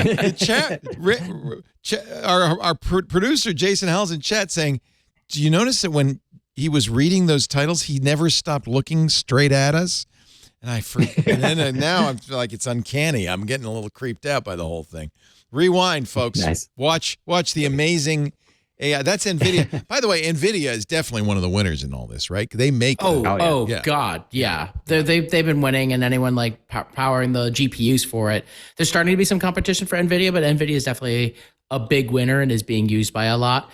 To also answer the previous question, art and video are much easier to check for than text for, I think, some obvious reasons. Yes. So the watermark is already starting to be done in things like, I think Stable Diffusion is doing it. It's invisible to the human eye, but it's billions of pixels. You can put the watermark secretly. It's going to happen. It'll help detect it. There are probably some other ways to detect some patterns that most AIs will use for making art. Text is harder because you can just ask it to rewrite, and you can't have a specific watermark in like the text itself. And that can just be rewritten by putting it through a different AI. You could get the most basic, easy stuff, like if someone just very lazily asks ChatGPT to write a 5-paragraph essay. But if you I have a friend, my friend Jason, he just rewrites the things in the tone of a snarky millennial, and then the GPT detectors can't tell. So just say, write it in the tone of a snarky millennial, and you're done. I will say, though, and I haven't completely fully read it yet, but the New York Times does have an article saying how ChatGPT could embed a watermark in the text it generates. I think that's the way to do it. That's the way to do it. Yeah. And I think you could legally mandate that. Look, Chicago has a law saying you can't use biometric identification. In fact, that law is could cost White Castle $17 billion. I don't think there's enough sliders in the world to pay a $17 billion fine. Chicago has had since 2008 a law against companies using biometric data without notifying you.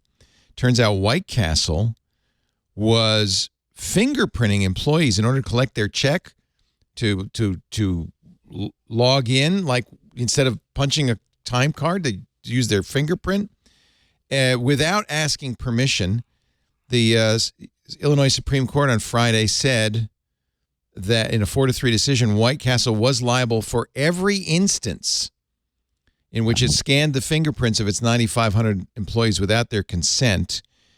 And that was kind of one of the bones of contention. White Castle said, well, we'll pay a fine, but not for every instance. Well, they've been doing this for more than a decade. There's so many instances of it that it could add up to $17 billion. White Castle's going to end up suing Jumanji, because it's Jumanji's fault, because he was always signing Earl in on the timesheet. You see, you can't.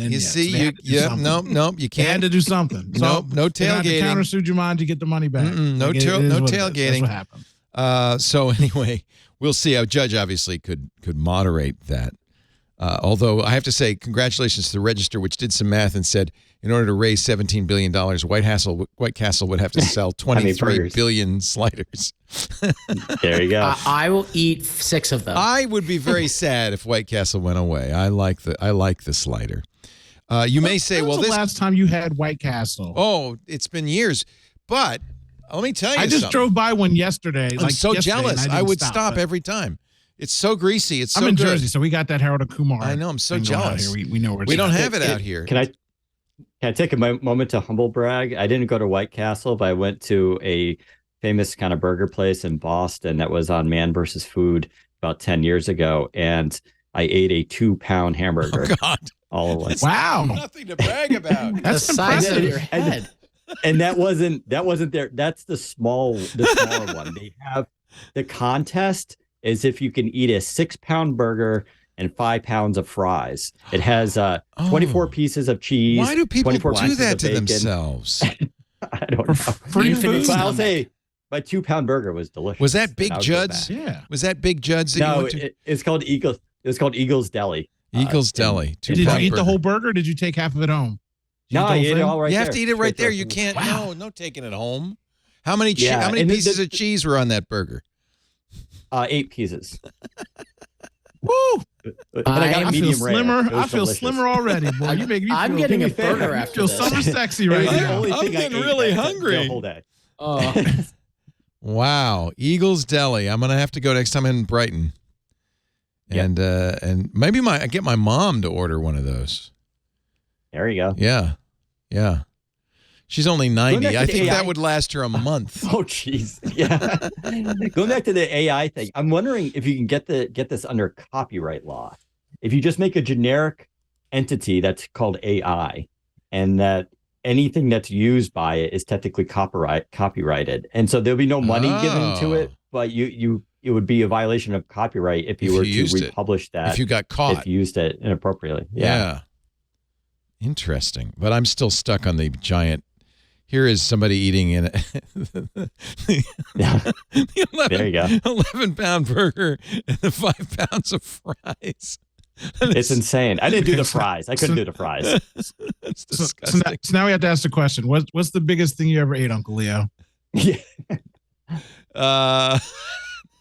God, that's a good question. Like a whole pizza? The biggest like thing an I extra ever large pizza ate. by Yeah, yourself? a pizza, a clam and garlic pizza from Pepe's is about a yard in diameter.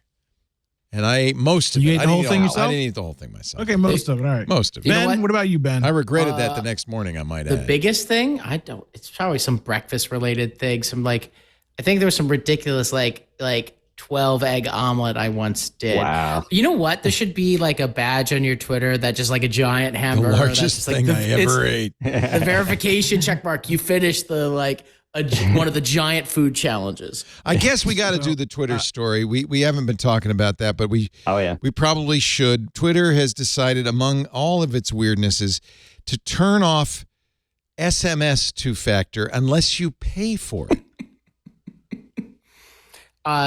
And not just that either. It's also that Meta announced today, which is Sunday for those listening, that you can buy Instagram verification for $12. $12?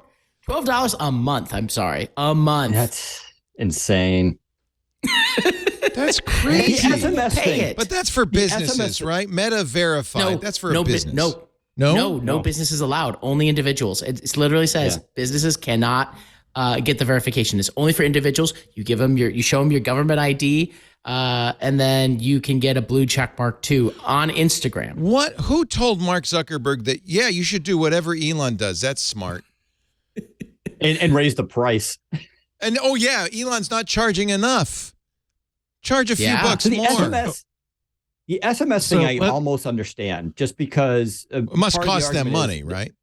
It costs them money to send out the text, and that's one way to save. And I would also argue an SMS to FA is one of the more insecure options.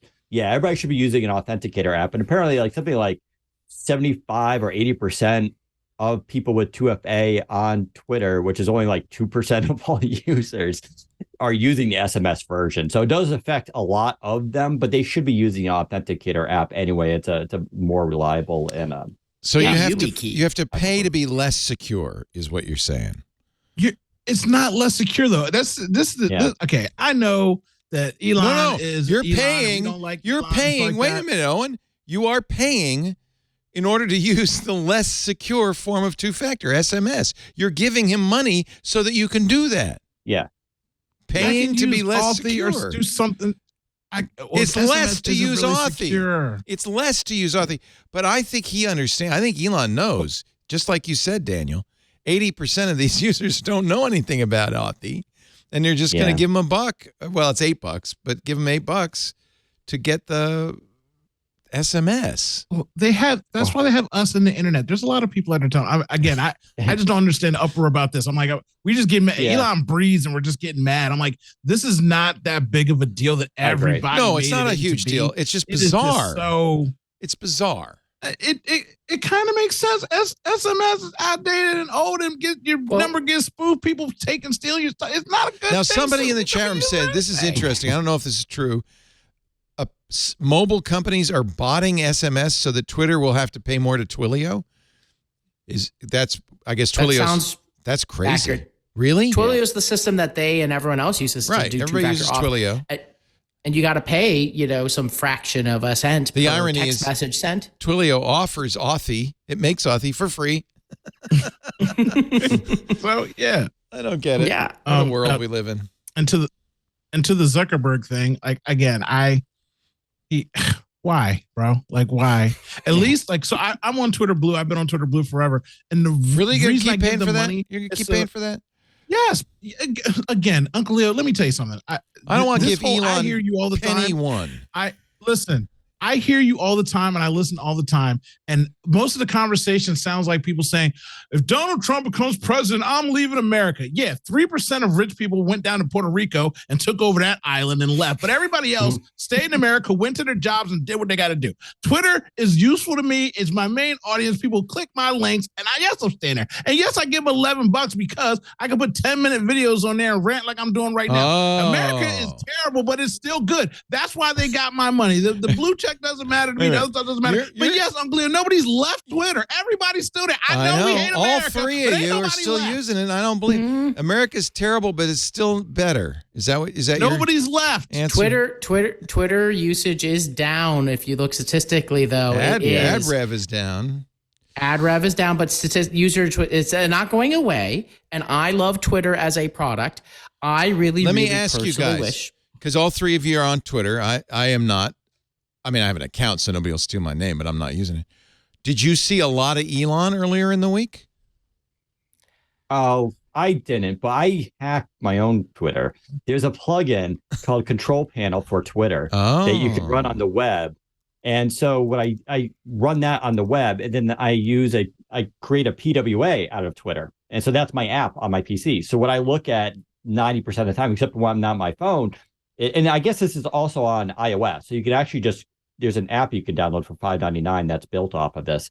And but wouldn't you see the same thing you see on the web? No. So what it does is it's basically hacks Twitter, and it gives you just your chronological timeline of people you follow, and that's it. In fact, I can hide retweets. So I have retweets in a whole separate column, so I don't even get to see those. I just see original content of people posted. And for people who have Twitter Blue who are paying for it, it changes their icon to the little symbol, and it's not a check mark; it's a little bird. So I even know who's the check mark isn't it anymore? It's a bird, huh? Yeah. So like you can, but for verified people, it remains as a check mark. There's tons of little hacks in it. You can hide everything. So you could just download that, and that's for people on the web, obviously. But that's how I use Twitter, is I use it as a PWA. And so the story was, so you don't have a For You tab. That's why you didn't see a bunch of Elon. Right. If you blocked Elon, I don't think you would see it. But the For You tab the story was, we've talked about it before. I'll do it quickly. Elon tweeted at the Super Bowl on Sunday, but his tweet didn't get as much engagement as President Biden's tweet. So Elon flew home in a rage from the Super Bowl, calls his cousin James and says, James, got to fix this. James sends out a 2:30 a.m. Slack to anybody still up. There's a problem. Biden got more engagement than Elon. Fix it. So they did. They made sure that all of Elon's tweets showed up in the For You tab. And most of the day Monday, all you saw was Elon Musk tweets. They fixed that, though, right? I'm just curious if you guys saw it. I saw more of the retweets. Okay, go on. Oh, sorry. I saw more of the retweets of him fake pouring milk down with the Elon Twitter. Oh, thing yeah. That was the than anything worst. else. Like, it's just, I see Elon like I see Kanye. He says something stupid and everybody makes fun of him, and I have to see it in 42 posts. Otherwise, I forget the man exists. Oh, you only 'cause we see ain't going to Mars. retweets. You don't see his originals. Yeah, Okay. you know, like or Ben, yeah, did you that's see a all I lot of see. Elon on Monday? I think I was not on Twitter on Monday, Okay. thankfully. I was doing real life work I think I was Touching like grass. touching grass, going to see my girlfriends play, things go. like that. God, he also fired somebody over it too. Well, this was Yeah, earlier yeah, that yeah. That's what he week. does. Yeah, earlier that week he had this is according to the platformer, Casey Newton and Zoe Schiffer. Earlier that week he'd had a meeting with engineers saying, why is my engagement so low? To which a foolish engineer pulled out the Google search trends from a year ago and currently and said, well, you're down 10% in search trends as well. To which Elon's response was, you're fired. You're out of here. Yep. You're gone. He was one of the two people. There were only two directors, I guess, in charge of the product, and he was one of the two. So they've cut the staff in half, which saves money. I don't know. I'm all right. You guys love Twitter. I'm not. That's fine. I don't have a problem with it. I don't love it, but It's like America. I don't love it. I live here and I use it for my advantages. I'm not pounding my chest USA lately, but I'm saying I live here. Oh, that's interesting. It's where I'm at. So it's not. I'll also say all my content on Twitter gets automatically reposted to my Mastodon. So Right. I'm on Mastodon too. And I reply to people on Mastodon and I use that too. What's your Mastodon is at Daniel Rubino? It's it's Mastodon. It's like so Mastodon complicated thing. This is why I don't use Mastodon. Yeah. Bingo. Yeah, I can't. There's no alternative. And we'll talk, I'm sure, about Nobe and the ways founders do post news, which I am on. But I am using three things a lot more now, and I am using Twitter a lot less. I am using LinkedIn, but also they just named me one of their their creator program, which is a fun program. TikTok because that sweet viral juice. And Substack, because I would like to own my own distribution. And that has been awesome. We'll talk about that in a second because you do have a new Substack newsletter. So I know it's really hard to use Mastodon. So I just went to Mastodon. I typed in at Daniel_Rubino. I got two accounts. One is, which one should I follow? Yep. I'm already following one of them, which the newsy.social. Okay. So that was so hard.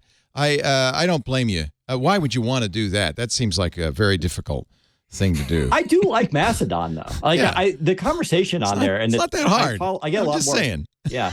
I mean, I admit I have a dog in this hunt. We run a Mastodon instance. I admit, but okay. Yeah. You type in at Daniel_Rubino and you find him, and then you follow him, and that was not that hard.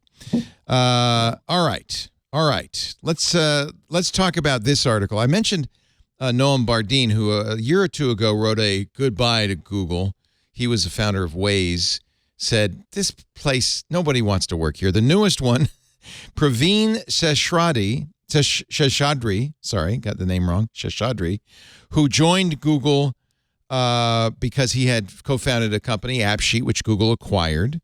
He also stayed 3 years and 1 day and has left Google, publishing a goodbye on Medium. The maze is in the mouse. What ails Google and how can it turn things around? I'll summarize because it's a long article, but essentially he says it's become a bureaucratic nightmare. Google has 175,000 plus capable and well-compensated employees who get very little done quarter over quarter, year over year. Like mice, they're trapped in a maze of approvals, launch processes, legal reviews, performance reviews, exec reviews, documents, meetings, bug reports, triage, OKRs, H1 plans followed by H2 plans, all-hands summits, and inevitable reorgs.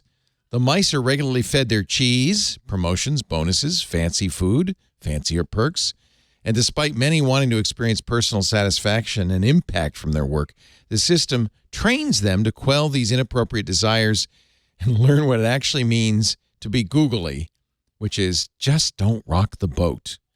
His position, and I think it's probably accurate, is that Google makes so much money from search, they don't want to take any risks anywhere else. And risk aversion, Ben, you're a startup guy. Is it a good thing for a startup to be risk adverse? That's how you die if you're risk averse. You can't do a startup if you're risk averse. You stay at Google. You don't die if you can buy. Yeah. It's actually, that is a good point, though, because Amy Hood, during, again, the investor call, when talking about Bing and their foray into search. She's the CFO at Microsoft. Yeah. Yeah. And she said their advantage is the fact that they actually have not a lot of market share right now. She says, well, we can take big risks, and we're going to pivot and innovate very quickly because we can. And that's a really good point because, so Microsoft screws up a little bit in search. Right. But if Google screws up in search, yeah, it's a big deal. It really affects the bottom line of the company because Google, for all intents and purposes, is an advertising company at its core. So it's interesting because Seshadri used to work. He worked for years at Microsoft, and he says at the end of his article, Microsoft managed to turn things around, but it required exceptional leadership and good fortune.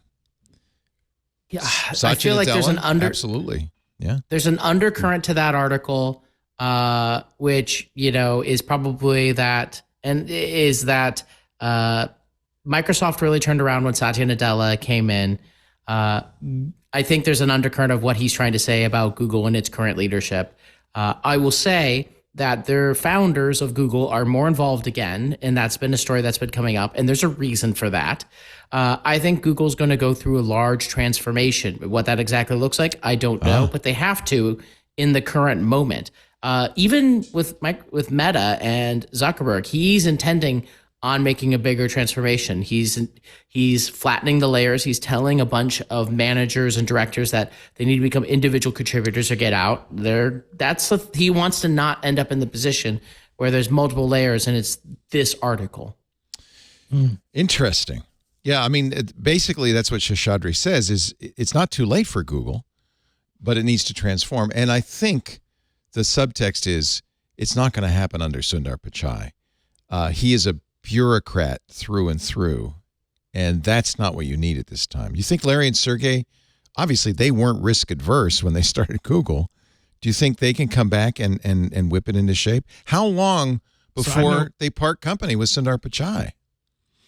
So one thing that they could do, just before the smart guys get in, the one thing that they could do is charge $11.99 and give me a blue check on my Gmail. You guys have the floor. Go ahead, take it. Say something smart. I took the glasses off, Ben, so it wasn't you talking. Risk aversion is green check anytime I'm on Google Meet. Risk aversion is interesting.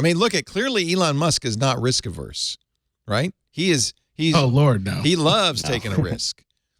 There is too much. You could have too much risk. You could have too much risk. But it depends on look, on size and stage, you're super big. It makes sense. You got to be a little bit more risk averse or risk a whole bunch of your money. And Google, has tried to launch other new things through the alphabet structure of other bets and all that. But none of those bets are super big yet. Some people know Waymo. There's the life sciences one. But they've killed a lot of that, by the way. They fired almost everybody from the Area 120. They're slowly killing those bets because Ruth Porat, their CFO, is so risk averse that she's just killing anything that doesn't make money. This will be the most consequential year for Google since its launch. And I agree. That's a good way to put it. Yeah. Yeah. How they handle it determines everything. And they've already lost $100 billion just by being second-ish. So right. They're kind of damned if they do, damned if they don't. But they better do something. This is, I thought, the most interesting part of the article. The way I see it, Google has 4 core cultural problems. They're all the natural consequences of having a money-printing machine called ads that has kept growing relentlessly every year, hiding all other sins. And the sins he talks about are no mission, no urgency, delusions of exceptionalism. I've seen that so often in Silicon Valley where you go, hey, we're the kings, we're the top. I remember I had friends at Atari in the 80s who said, hey, we're the kings, right? We can't lose. And then finally, mismanagement. He says, unfortunately, this is not my first experience watching the gradual decay of a dominant empire. I lived through more than a decade, 1999 through 2011, at Microsoft as it slowly degraded and lost its way, right? Yet Google has a few strengths Microsoft didn't have as it tried to recover. It isn't a culture of ego and fiefdoms. That was the problem at Microsoft. Manu Cornet's famous picture of everybody shooting at each other. Right. The environment values introspection at Google. The stated core values of the company are rock solid, and there's still immense respect for Google in the external world. There is hope for Google. But don't wait too long. I like what you said, Ben. I think that's right on. This is the year, isn't it? Yes. Yeah. It just is. We will see. Yeah. We'll be covering it. Yeah. I know, we should also not be too... I think Google could definitely recover from this. Like they're just like Microsoft, right? Microsoft definitely lived through this with, kind of bad leadership and just all sorts of internal problems. And they were able to turn it around. And I think, Google's not going to go anywhere. They may have a couple rough quarters and all that, but they got a lot of smart people still working there, and they'll be able to, but they got to get the right management in place. That's true. There was that other article a few months ago talking about how one of the issues were people were always creating new projects there, but then there was no support for that project going forward. And so you would get promotions for doing projects, but not promotions for having a successful product. No really incentive to maintain the successes. Right. So they just dwindle away. They would watch it and move on. Yeah. And so this idea of Facebook, it's like you brought that up, like he doesn't want managers to be managing managers, which, I think a lot of people are on board. There shouldn't be like a shocking revelation to have in management, I feel like. But he was rewarded handsomely for that. Their stock went through the roof, even though their quarter was kind of okay, because he said, I'm just going to eliminate a lot of management. And, stockholders like to hear that because it's going to be, the year of optimization or something he said regarding their the way the companies could be run. But that's the smart thing. And Google probably needs to do something similar to that. Do you think it's Sheryl Sandberg's departure that changed things at Facebook for Mark, that he now can flatten the structure? She was for so long really running the operation. It was the market, I think. And I think maybe there's a factor to Sheryl, but really it's the market that forced it, right? Yeah. He wanted to put a lot of money into metaverse, but the metaverse side has barely been talked about since then. And he's like, I think Zuckerberg has heard what the market wants to hear and is making those changes. And I think it's kind of like a founder reasserting more control and going into a little bit of wartime mode, which he needs after what's happened with like iOS changes, like really hitting the ad business and them trying to go and fix the core pieces. And then you can go and add other pieces on top. That's what's happening right now over there. And Google, they'll be fine. They have some of the smartest people on the planet. We shouldn't be talking about them as like they're like out of the fight. That's like not even close to what's happening. There's some crazy AI things that they can just pop out that will just blow people's minds. But there's like efficiency and speed and things that they will have to go and solve. And this year will tell, like, can they do that or not? And there could be a lot of changes as a result if they can't. Let's take a little break. Ben Parr is here. Old friend, when did you first show up on our shows? Ages and when ages. Was I? I'm glad you're back. We missed you for a while. Editor, it was probably during my Mashable. Mashable time. Oh, yeah. Was that 2009, wow. 10, 11, Long time something ago. like that? Long time. You were only 12. It's kind of amazing. Yeah. God, yeah. Yeah. New I'm podcast only 15 is called... now. You looked at Business Envy Show at businessenvyshow.com. You got one tech guy, one Hollywood celebrity. Lots of fun. Oh, yeah. Thank you for being here, Ben. Oh, and JJ Stone is Doctor. I've known you for a long time, too. Stuart introduced us. Your wife introduced us. What? Were you seeing my wife before we got together? I saw her, but I knew who you were. So she did see me before She saw you. We did have a drink. Okay. She thought I was funny. Yep, yeah. she did. Oh, that's right. She got an eye for talent. That was at CES or something, right? Brought us together. South by. Awesome. South by. Back when South by was South by. I haven't been to South by in a while. Me either. Yeah. Great to have you, Owen. Times change. And, of course, Daniel Rubino, now editor-in-chief once again at Windows Central. It feels like that's a better job than executive editor. So yeah, the executive it was more just about content creation and not day-to-day management stuff. Yeah. Whereas now I'm back in charge and you like that? Changing a lot. Yeah. Because I'm undoing like 4 years of stuff I didn't like done on our site. So you shoved him aside and you said, let me add it. Let me add it, boss. Yeah. We've been doing a lot of changes and it's been better for the staff and everybody else. And for vision. It's now with uncanny eye contact.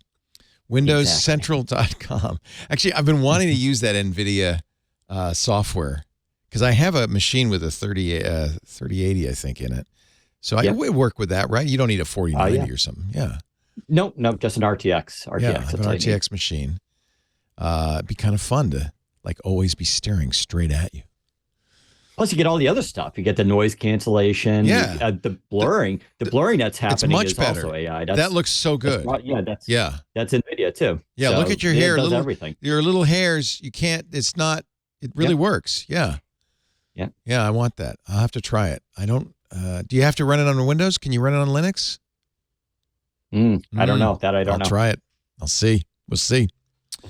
Our show today brought to you by somebody changing the world, Shopify.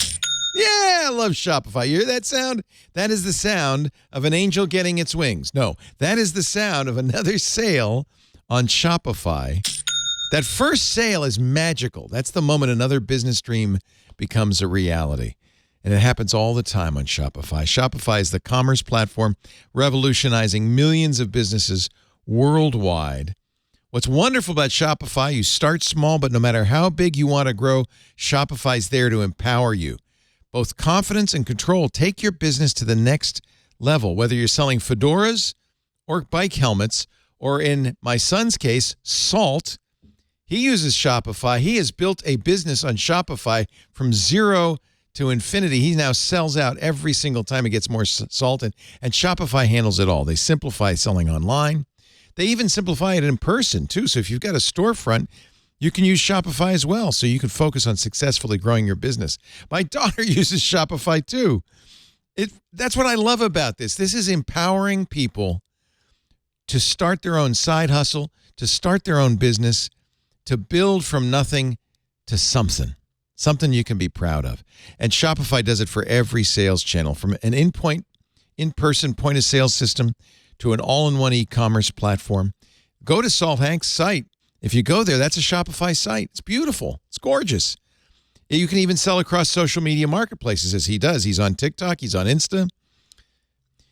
Packed with industry-leading tools ready to ignite your growth, Shopify gives you complete control over your business and your brand without having to learn any new skills in design or code. I was blown away. I said, Henry, how'd you do that? He said, Shopify. It's pretty darn impressive.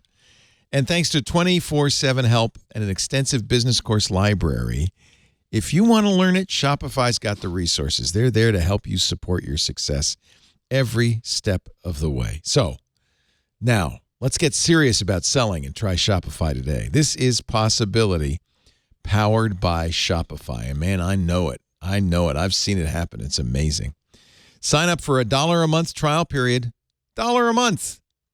Shopify.com/twit. That's all lowercase. Shopify, SHOPIFY, Shopify.com/twit. Take your business to the next level today. It wasn't even a year ago that Henry started selling salt on Shopify. I know we bought him out for his first batch to give out to all our hosts on Christmas last year. So it's been just a little over a year. And now, it's sailing. He's actually hired people to do the fulfillment. It's got it all wired. Shopify.com/twit. Thank you, Shopify, for all of your support. For my kids, I thank you. And for all of you. Let's see. New emojis coming. I always like to look at the new emojis. We've seen our first look in iOS 16.4, which is out in public beta now. I don't know what that shaking face is for. It's like a whoa kind of thing. Yeah. And then talk to the hand, both left and right, I guess. Although if you put two together, you could say it's this big. What is it? It's a high five. Oh, if they're next to each other, they're high-fiving. Yeah. This big means, okay. Yeah. How big is that? It's this big. You have to put some spaces in there. There's a moose. There's a mule. There's eagle's wings. Sorry, doctor. Fly, eagle's wings, fly. Is that a crow? A duck? A jellyfish? That's what is that plant? That's a dahlia? What is that? Lavender? No, it's not lavender. There's a ginger root, snap peas, a fan, a comb, an afro comb. Hey. Isn't Black it? History Month, finally, What you other got kind one. of comb would You got that one. be? Can I use that You got comb? one. No, I'm saying. Right no, on, I'm dude. agreeing with you, brother. We got one. One. When I was growing up, and I was sad that the afros went away because I thought afros were so cool. And all my friends who had afros would have the comb stuck in it. They would just walk around with it. Just stuck in. Stuck right in there. Great. Did you ever have a fro? Just so you know, afros are still here. They're back. They haven't gone away. No, they're back. My daughter has. They never left. Afros have been around. It's just not in your community, Uncle Leo. You don't see it all the time, but in my community, it has never gone away. Yes, I had an afro. I had an afro so big. One time I was riding my bicycle and I got a bee stuck in my afro and it freaked me out. Okay, you got to put a 15 picture. minutes to get it out. Do you have any pictures? I want some pictures. You got to put a picture in the Discord or something. I do have pictures of me in a fro. I want to see you in a fro. Because right now. When was this? Yeah, long ago. Hey, look, Ben, I got glasses on because I love you so much. You're going to disrespect me. Look, and my I got nothing. I haven't had it. I can't have a fro in decades. I want one so badly. When I got out of high school, my hair started running away from me. That's what happened to me. Oh, really? That quickly? That's sad. Yeah. I want to see a picture of you and your fro. There's also a wooden flute. I live through Leah now. Leah's got all my fros. Good for her. I think that's awesome. Shaking face, pink heart, light blue heart, gray heart. Now, I've only recently learned that the color of the heart is relevant, germane. Like you don't send a red heart to a friend, right? Is that right? Who do you send a blue heart to? Or a gray heart? That seems bad. That seems like it's like a dead heart. Dead heart, like a jinx. We need to have some Gen Zs on. To translate it all. Translate. Yeah. Pink heart has been a popular request for some time. This is from Emojipedia. The light blue heart and gray heart close some notable gaps within the heart emoji color spectrum. Oh, thank God. Oh, boy. In fact, they have a whole PDF that they've put out on the emoji color spectrum. Examining emoji color spaces, a strategy for improving the coverage of the heart emoji. This is Jennifer Daniel writing on behalf of the Unicode Emoji Subcommittee to the Unicode Technical Committee. This is how you get a new emoji, is you write these long, scholarly-like papers. Well, I identify as a black heart, just so we get that clear, so nobody has any kind of confusion. No, but the black heart's useful, lifestyle. right? That's saying something. So here's the entire color space. You can see there's big gaps in the P3 DCI P3 color space. Where are my purple hearts? We need purple hearts, right? Those are safe for our veterans. We're not playing these games. Yeah. Certain colors are preserved. So amazing the attention put into this. Wow. There's charts, but I want her to tell us what it means. Yeah. What does it mean? It's not known yet. That's the thing. It's going to be known once the Gen Zs get their hands on it and they make they tell me what this. I just want to know when I should not use things, because that's what gets people into trouble, right? Like they go, Dad, that's the pansexual flag.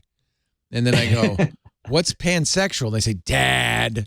And I go, I don't know. So, well, we now have it. If you need it, Gen Z, you've got it.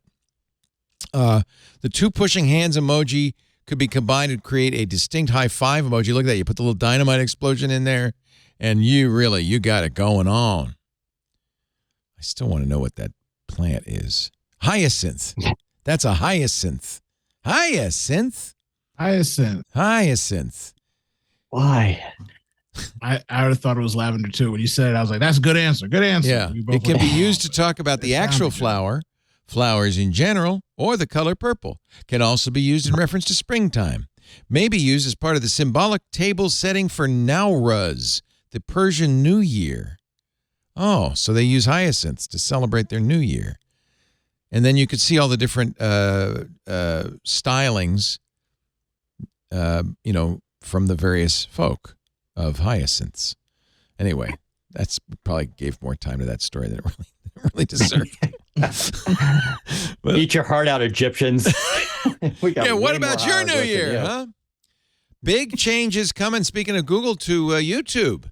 Susan Wojcicki, who was, I think, the 16th employee at Google, has been running YouTube for a long time. She is stepping down. She'll be replaced by her longtime lieutenant, according to Recode, Neal Mohan. In a letter sent to new YouTube employees, Wojcicki said she was leaving in order to... I want you guys to tell me what this means, because between the lines, there's something here. Start a new chapter focused on my family, health, and personal projects I'm passionate about. Pushed out, or wants to spend more time with her money? Which is it? I don't know. Yeah. I don't think she was. So it's hard to know. YouTube has been amazing. This has been one of the few real successes at Google. I think like after a certain amount of time, you really do just get tired. That's my gut guess. Yeah, and when you vest enough shares to have, $500 million, why would you work? Or maybe she also knows that something's coming down the road. Oh, let's say that. YouTube. There you go. Bad news she coming. knows like TikTok and everything. It's going to really start to eat into them. And, so she's like, I'm just getting out now. I think that's why Sheryl Sandberg left Facebook. I think Sheryl Sandberg definitely saw it coming and said, I'm getting out of here before it's too late. Well, if you're Sheryl, it's like, why deal with it anymore? Yeah. And like, you've made your life and career. And like, there was a point where we talked about her running for president, and then Cambridge Analytica and Trump and everything else happened. Just go and spend time with she just got married, spend time with your husband. You're talking about Sheryl. Why, yeah. Why stress? Why stress? Like, why stress? There's like, why stress when you could just chill? You could pay for a beach. You're a startup guy though, fair, right? So you're people thrive on it. Yeah. So this is my question for you, Ben, because you're a serial entrepreneur. You're the kind of guy that doesn't relax and take the money and go to the beach. You keep doing the next thing, right? This is the existential question of every entrepreneur. When's enough? Look, the reason why you would do another thing is because there's a mission. Like, okay, there's a default of like, okay, chill. If I like make the FU money, whatever you want to call that number. Yeah. But then I figure out the cure for cancer, I'm going to go and do that because that is like a life mission. I'm going to go change people's lives. You truly believe what you're doing is going to transform people's lives for the rest of time. You're going to give up whatever personal thing in favor, as an entrepreneur, in favor of the rest of the world. But I know some entrepreneurs. I'll give you one example. MySpace Tom, friend. He did MySpace. He cashed in, didn't he? And he goes on the beach. Yeah. He's like hanging out in Hawaii. Yeah. He's having the best time ever. He's the happiest person I know. He came up here with Trey, and we went out for tacos. As a picture of me walking with MySpace Tom over to McNear's. We had their Korean tacos. He said they were the best street tacos he'd had outside of L.A., and then went back to his mansion in L.A. He's like travels the world and does photography. I think that's why he was hanging out with Trey. He has all the time in the world. I remember one time. Yeah. The first time I met him, we spent 3.5 hours just chatting over tea at a coffee shop in Brentwood. You don't have, if you've sold your company, you don't care anymore, and you just want to hang out. That's what you get to do. But he's unusual, right? He's unusual. He's the exception. Yeah. You could also point out that maybe he's never the entrepreneur type. That I don't think he was. The thing, got into it, lucked out, but he just decided he doesn't want that lifestyle. Whereas some people, are like really into it. That's what they live to do. Right. I mean, I know so many people like our friend Loic Lemur who just can't sit still, right? It just got to do the next thing. Everybody, by the way, who is ever on MySpace knows who Tom is because he's your first friend. He was the guy looking over his shoulder at the blackboard because that was the picture. That was how little MySpace was. So anyway, Susan Wojcicki got into the whole thing by renting her garage to Larry and Sergey in 1998 when they were starting Google. They couldn't. Classic story. Huh? Classic story. It's a great story. Yeah, the garage. It? Yeah. All entrepreneurs tech start guys in the garage. Yeah. Yeah. Well, let's be honest. those. They started at Stanford. Stanford still gets a lot of money from Google every year. They started at Stanford, but then at some point they said, well, we want to do our own business, so we got to move out of Stanford. Hey, look, over here, somebody's got a garage. And then Susan Wojcicki, her sister Anne runs 23andMe. Her mom is very involved in community stuff. They're an interesting family, the Wojcickis. So anyway, 25 years at Google. She's retiring. Seriously, Susan, if you think you want to run a small podcast enterprise and just kind of take it from 0 to 1 million, I know somebody who could help you out there. Just in case you want to get back into it, right? Let's see here. What else is going on? Patch Tuesday was last Tuesday. I throw in another Windows story just for you, Daniel. Even I don't know this one. I don't do Patch Tuesdays. It's an endless parade, a litany of exploits. Who needs to know? Actually, the reason is, Jermaine, both Apple and Microsoft this week fixed 0 days that were actively being exploited. And this is what's so scary about the modern world. Apple had a problem in WebKit. They had to put out a patch for everything: iOS, iPad OS, Mac OS.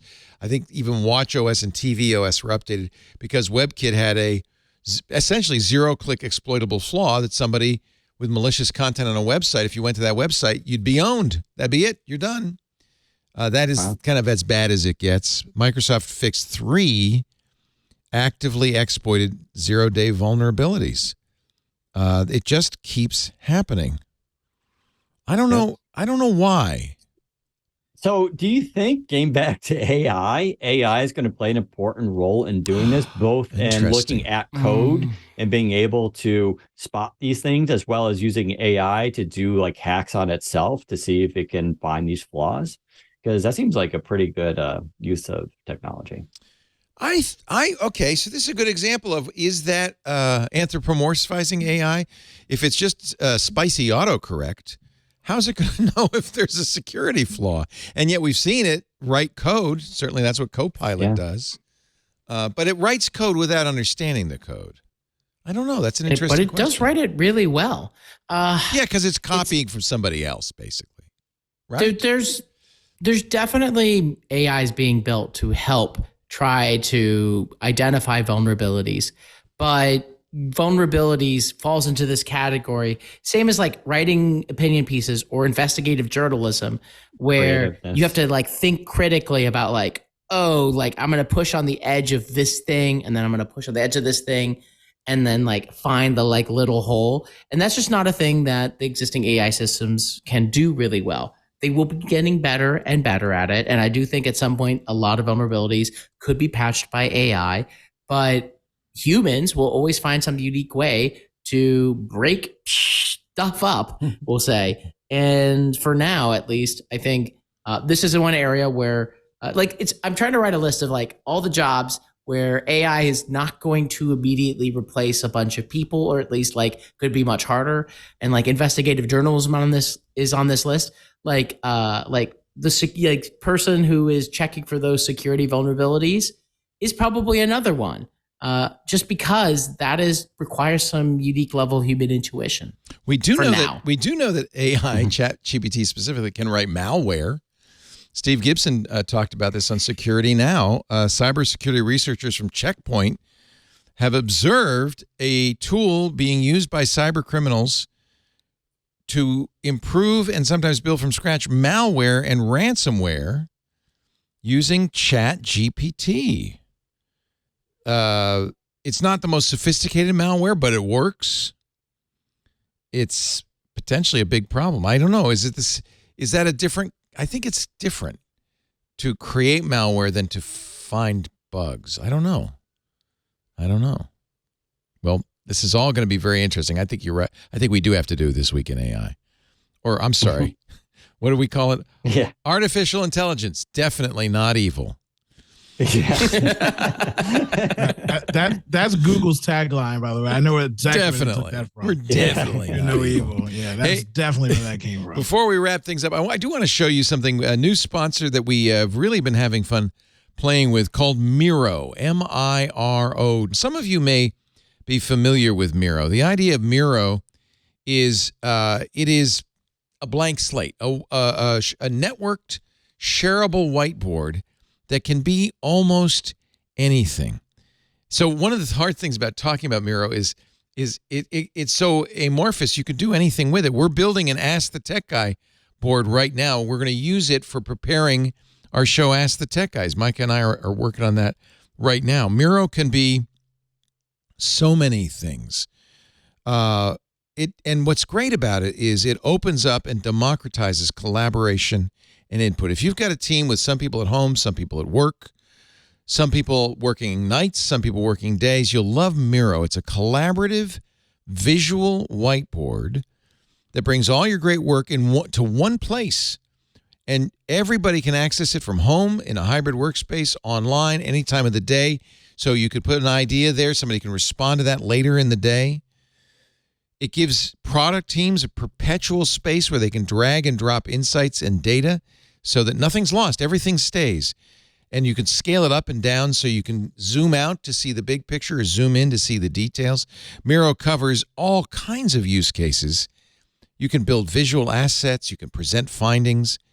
It's fantastic for your next Zoom call or Google Meet call, because if you're doing a brainstorm on a call, you can have a timer, you can have polls. There's all these interactive features you can use to make that meeting more effective. You can build out your product vision on a Miro board by brainstorming with sticky notes and comments, live reactions, that voting tool. It helps you come to consensus quickly. You could set a timer, say, we got 30 minutes to do this. Express yourself in creative ways, bring the whole group together around one idea. Whether it's a quick wireframe, a drawing, a doodle, forget the napkin, just do it on the Miro. Or you can do kind of a mood board with clipping in, pasting in images and mock-ups from the Miro board. People who use Miro find it transformational. On average, they report saving 80 hours a user a year just by streamlining conversations and cutting down meeting times.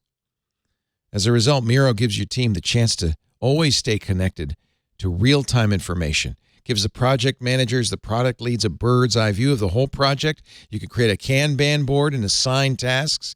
It's great for Agile. Make sure nothing slips through the cracks. Get your first 3 boards for free. Start working better. Miro, MIRO.com/podcast. MIRO.com/podcast. When you're at Miro, check out the Miroverse. This is where I got a lot of inspiration. And if you're kind of still wondering, as I was, what's going on? What is Miro? Go to the Miroverse. These are projects from the Miro community that they've uploaded that you can use as a template, as starting point. SpongeBob Retro, sustainability infused user journey mapping. You can use it for icebreakers. There's some of my favorites there's somebody from the UK government who uploaded a Harry Potter retrospective. I'm not sure what they're doing with it. But here's the thing. You can find out if you want by just adding that template, using that template for your own brainstorming. I just think it's fantastic. There's a Beatles retrospective here. Midnight sailboats. Get some ideas in the Miroverse. Start playing with Miro. I guarantee you will get inspiration, you will get ideas, and you'll get it done. That's why we're going to develop this Miro board for Ask the Tech Guys, which is how we're going to plan the show from now on. And once we do, I'll share it with you and show you more. Right now, it's kind of a secret, but that's coming. That's coming soon.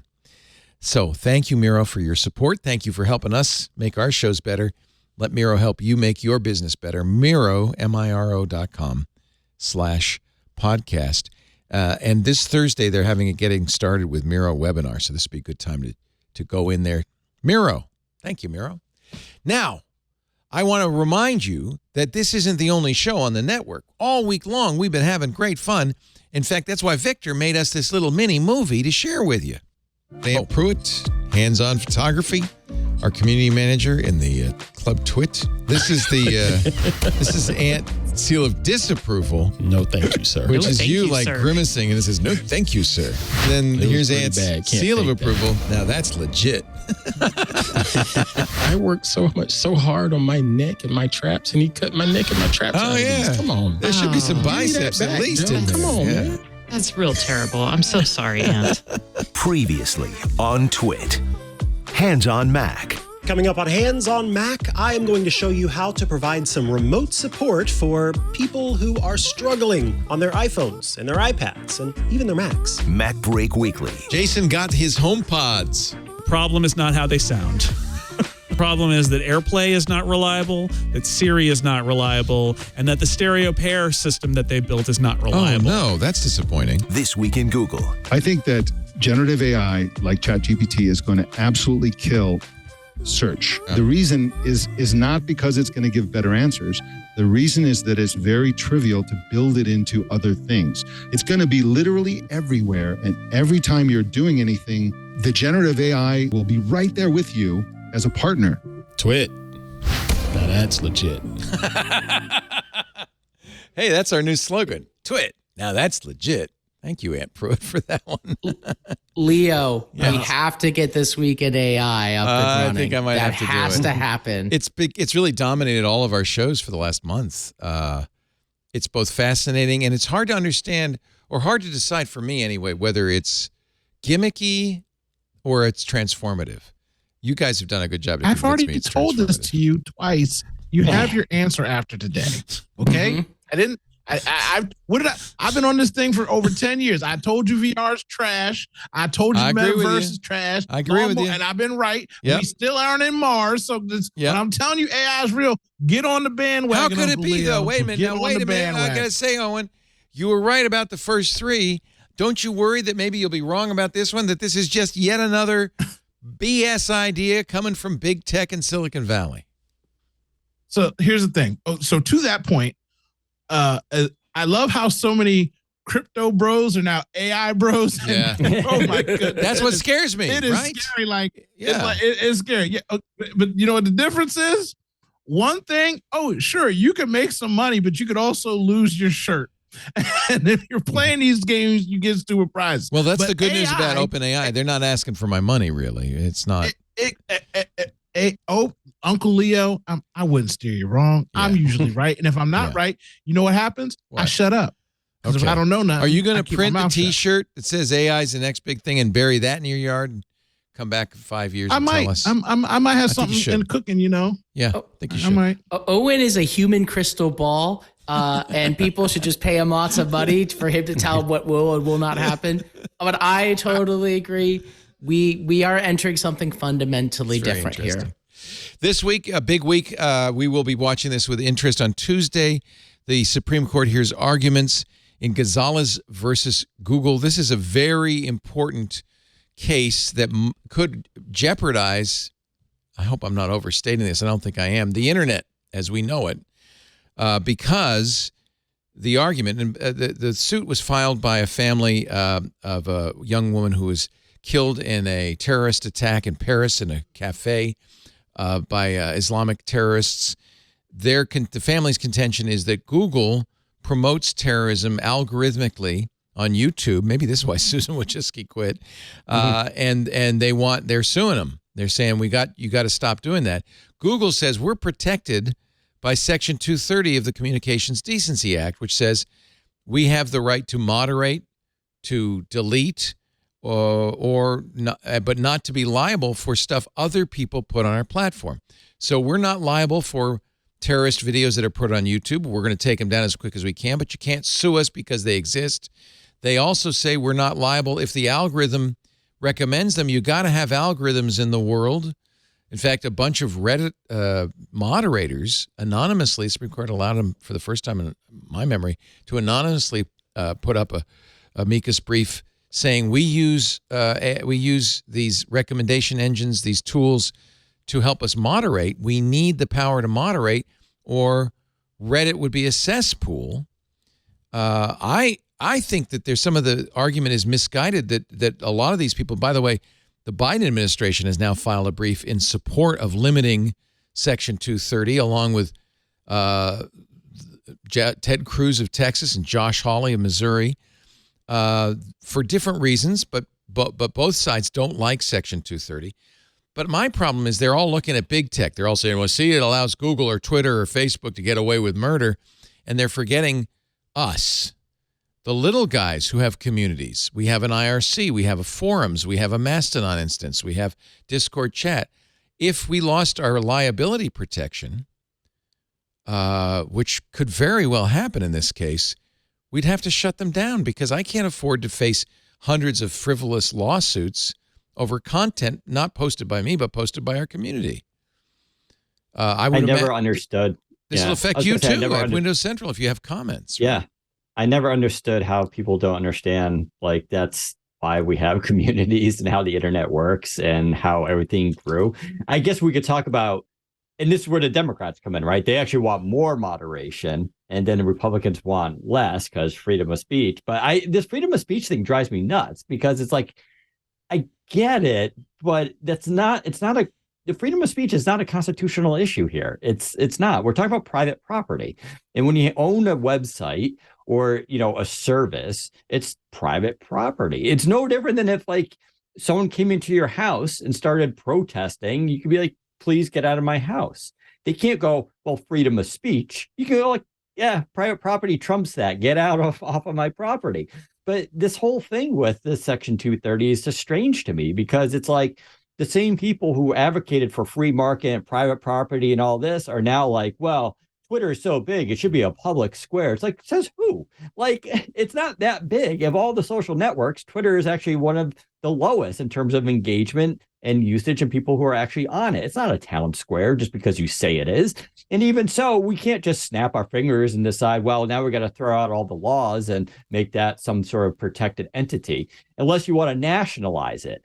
But no one wants a nationalize. No one wants that. Yeah. Yeah. I mean, now you're a socialist, right? So it's like, it's such a weird thing that the people who defend capitalism and private property are now all of a sudden like, well, no, this is a community thing. Like, really? We're all now part of this, like, socialist thing? I don't know. It's weird. I think part of this is that it's safe and easy for a politician from the left or the right to attack big tech right now.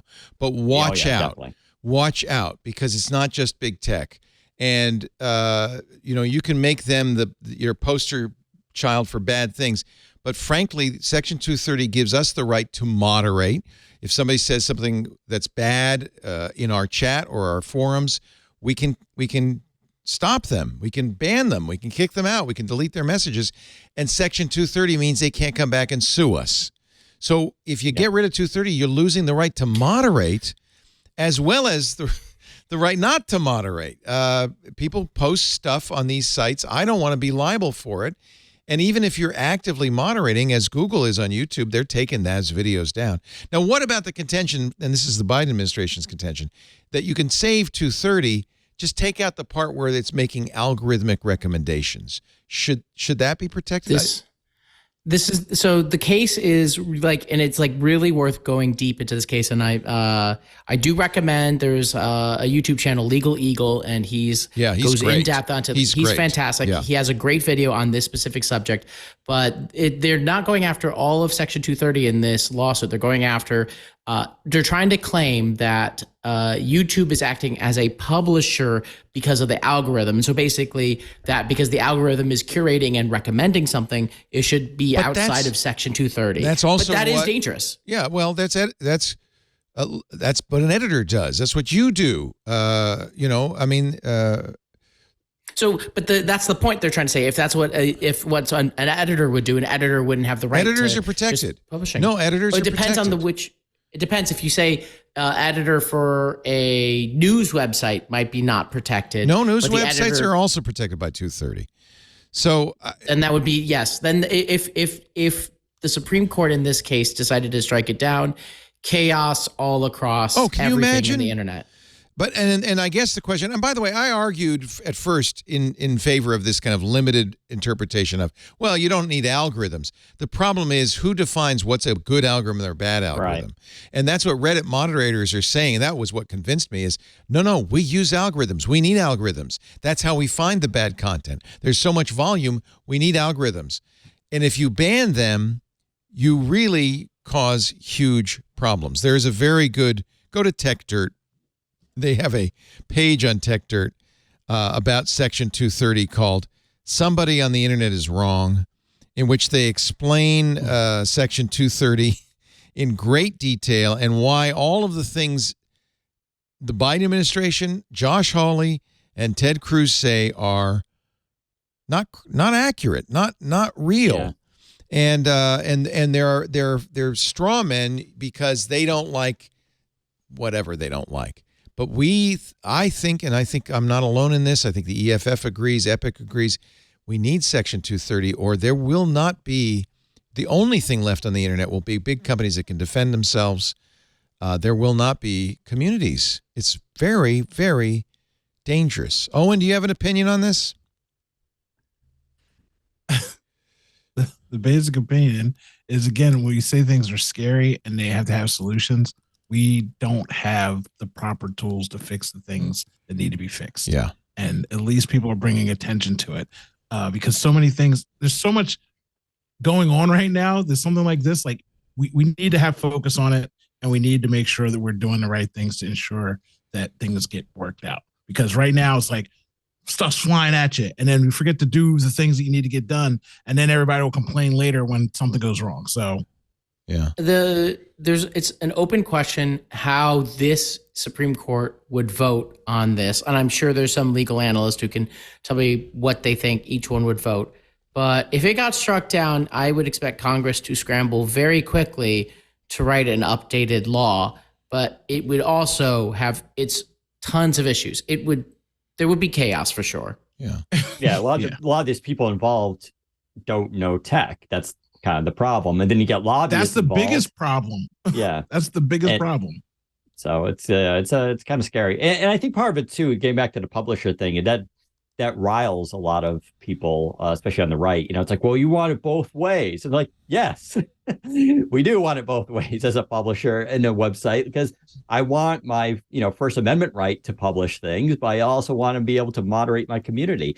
And I think a lot of the, people who are against this stuff have just never run a website or community or any kind of business, because when you do, you want to curate the community so that they get the best experience. And if it's just total chaos and horrible things are being posted, no one wants to use your service because it's terrible. So what is this called? One last thing, because like most politicians do not know what they're talking about this.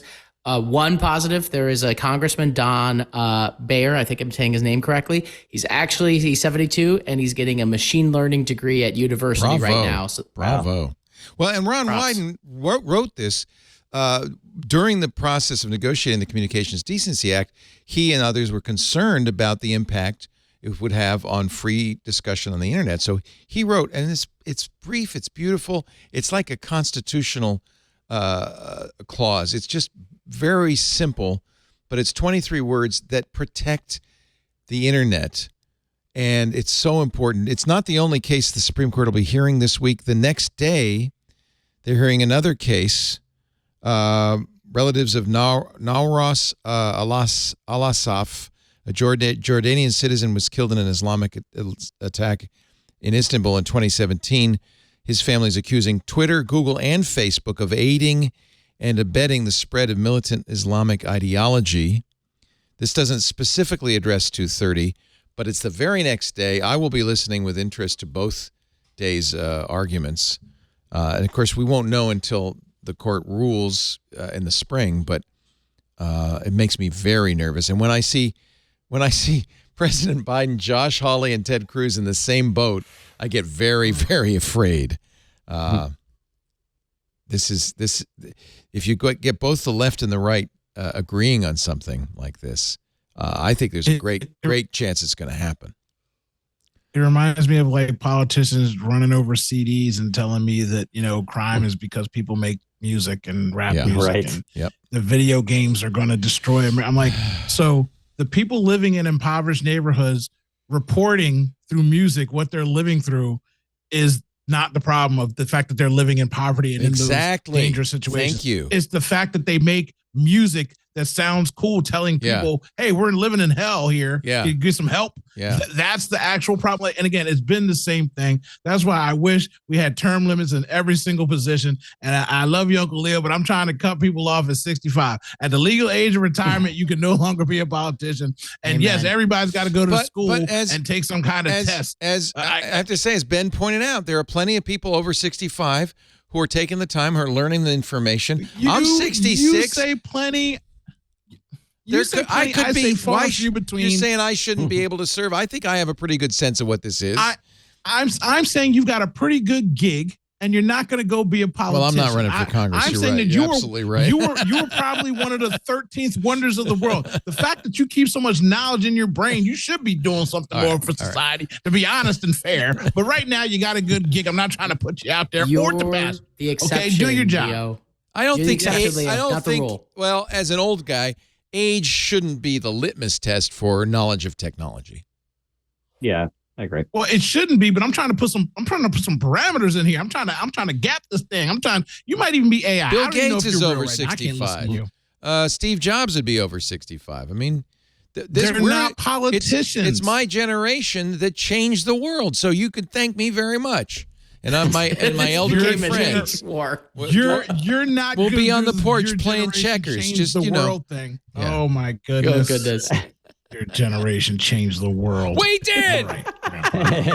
Okay, Boomer. All right. Knew this would happen. Every generation changed the world. That's true. Exactly. Every generation. I'm out here with.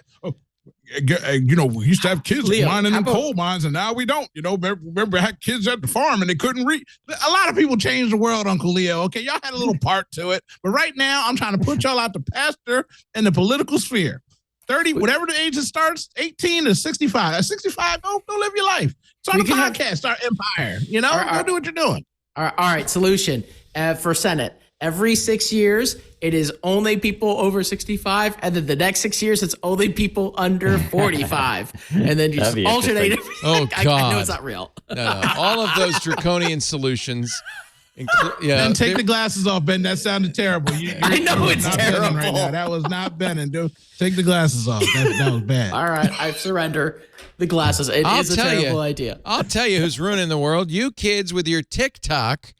The TikTok Kia Challenge, which has led to hundreds of car thefts nationwide and including at least 14 reported crashes and 8 fatalities, according to NHTSA, the National Highway Traffic Safety Administration. Thieves known as the Kia Boys with a Z, sounds like a rap star to me, would post instructional videos about how to bypass. It was actually trivially easy to bypass the vehicle's security system using a USB cable.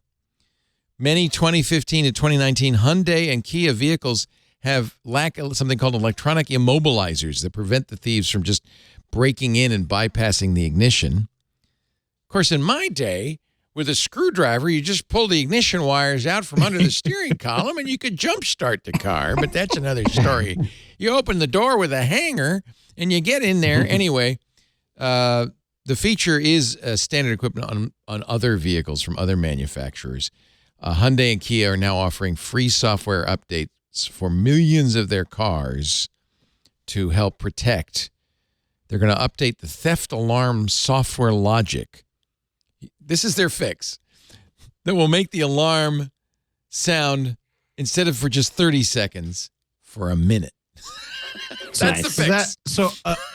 A Philadelphia Eagles player had his car stolen the day of the San Francisco game. Yeah. Someone stole his high-end Kia Genesis, whatever it was. And I'm just thinking to myself, okay, so you're going to make the alarm. I'm working, bro. I'm at work overnight, an 8-hour shift in the middle of an Amazon warehouse. I can't even go to the bathroom. You think I'm going to hear this alarm going off for half an hour, an hour? I'm not. I need it fixed. I need the problem fixed. I think they can. Every car probably. could be stolen. Yeah. Oh no, but every car could be stolen. You know what I mean? You get the right equipment, you could roll with somebody's crib with a signal jammer and then parlay the signal from the key that's right by the door. I'm not telling nobody how to do it. I'm just saying it can be done. Just get, you know what? Get a garage, my friends. Get a garage. If you want to get Owen's tips on how to steal cars using signal blockers, go to his TikTok. This is an interesting thing of how TikTok can like make an entire thread so quickly and like spread knowledge so quickly, like good knowledge and bad knowledge. Doesn't matter. Knowledge is knowledge, right? It's power. It's powerful. It's an amazing platform for that. Let's see what else. I'm getting the seeds and the stems here. Those stories that have filtered down to the bottom. Sam Bankman-Fried is in trouble. You know, he's the guy who founded FTX. He's out on $250,000 bail, staying with mom and dad on the Stanford campus. But one of the provisions of his bail was he couldn't use Signal or any encrypted messenger because they were afraid he would attempt to tamper with witnesses. Now he's in trouble for using a VPN. He at least twice has used a VPN to surf the net. His lawyers say he wanted to watch the freaking Super Bowl. and he couldn't watch it because it was the February 12th was one of the days. And he couldn't watch it, but he had some sort of NFL Plus subscription that he was going to use, and he needed to use a VPN for it. But the government says, no, we can't. Fox was giving it out for free in their app. You could have watched it on Fox for free. I don't know. I have only one thing to say for this story, which is if he was not rich and white, his bail would have been revoked and he'd be in jail. And he should be in jail right now. Keep the glasses on, Ben. Keep the glasses on. Smart man. He's a smart man, rich and white. On. That's right. Spot on. But if you're going to get arrested, it does help to be rich and white. I'm just saying. Coming up with $250 million bail is, that's a good start. Where'd that money come from? I thought he was bankrupt. There's some guarantors. They think they went public. They're like other members of the Stanford faculty or something. I think I saw that. Yeah. His parents are professors at Stanford. BuzzFeed has launched quizzes created by AI. Infinity quizzes. Are you ready for an infinity quiz? 6 quizzes, 4 playing on Valentine's Day, 1 sponsored by an advertiser, 1 just for premium subscribers. The quizzes are powered by Buzzy the Robot using OpenAI's API, trained on a blend of text, code, and information prior to June 2021. So don't ask questions from the new times. Here are some, just in case you want to take them. Create your own rom-com. Generate a breakup text. Date your celebrity crush. Find your soulmate. Hint, it's a houseplant. Create your own cinematic universe for you and your friends, or create a cult for you and your friends. Wait, I can date my celebrity crush? Would you like to? Yeah, Ryan Gosling is my guy.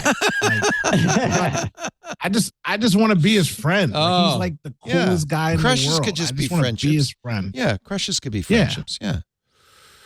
Data brokers. Ryan Gosling, I might be a little bit more. Data brokers, you might want to watch out for this. Then are selling your mental health data, and it's not illegal.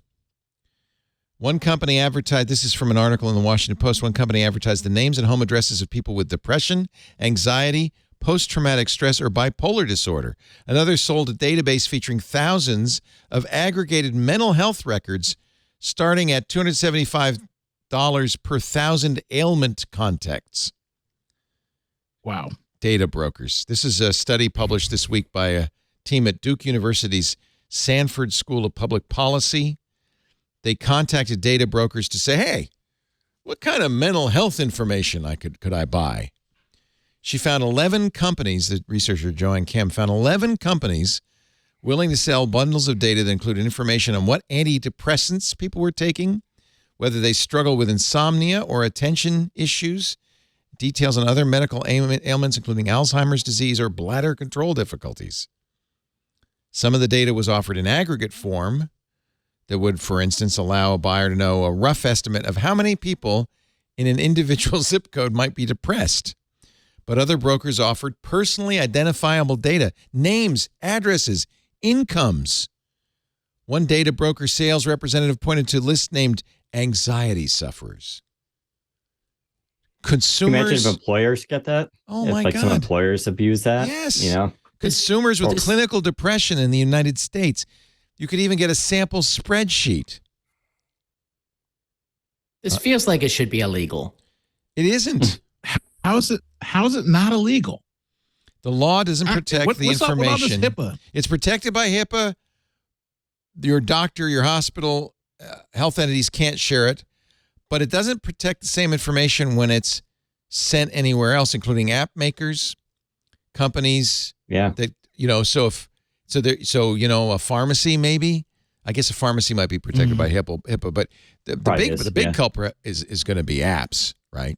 That's what I'm saying. Like, this is, talk about what Owen mentioned earlier about spying on yourself. I mean, this is what that is, right? This is people entering data and getting back to Bing chat. People are having these conversations, but they're entering in a lot of information. Now, I'm not saying Microsoft's going to identify you by name, but you're voluntarily putting a lot about your own psychology out there when you use these chat things. And when you use these medical apps, and there's so many of them now, you're putting your information out there. And it's not surprising that this happens, but you're giving out a lot of information that's not necessarily protected by your doctor that you used to have that same relationship.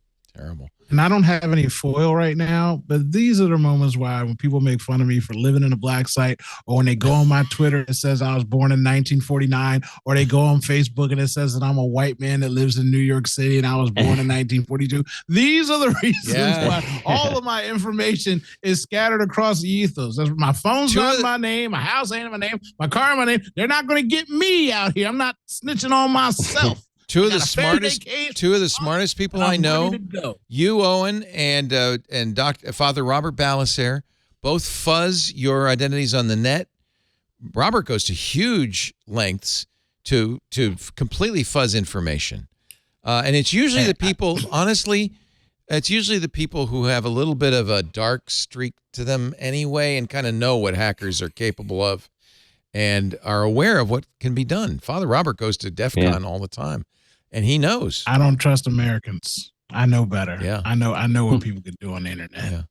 So I just want to say, you give out your address. Yeah. You look great for somebody who's 71 years old. I just want to say that. Right. Hey, incredible. Black don't crack. Just so you know, that's what I say every time my birthday pops up and they ask me about it. But on Facebook, I'm white, so I got to finagle that a little bit. But and they see the name and they mostly. Get it, I got to say, I love all people the who say that dating apps. People who say that out loud are mostly white. So you fit right in with the profile.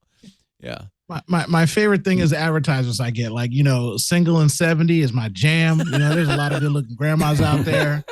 I mean, I love the ads I get. It's great targeting. They're missing the boat on me. Missing the boat. No money made. Mr. Daniel Rubino, it's always a pleasure to have you on. Editor-in-Chief, Windows Central. Plug something. Tell us about your great podcast. Yeah, we do the podcast every Fridays, 1:30 p.m. Eastern time on our YouTube channel. And that's a live video broadcast. And of course, then it goes out to all the podcast affiliates afterwards. And and other than that, we're just doing a ton of work on Windows Central for Microsoft, Xbox, Windows, AI. We're going hard on the AI stuff a lot.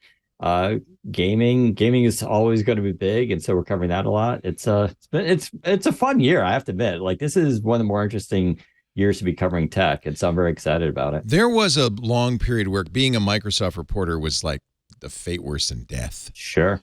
And it's not true anymore. But the last 4 or 5 years have been really exciting and interesting. Even though we don't have Windows Phone.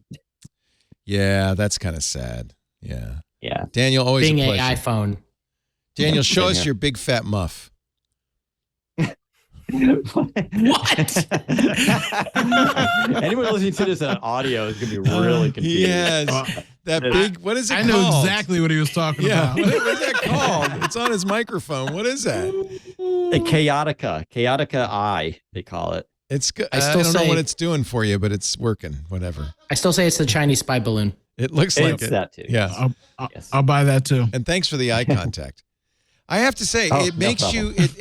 At first, if you don't know it, if you know it, it's a little creepy. But if you don't know it, it makes you seem much more engaging and kind of. Sure. I'm kind of falling in love with you, if you don't mind me saying so. I just, look deep into my eyes. You're looking right in my eyes.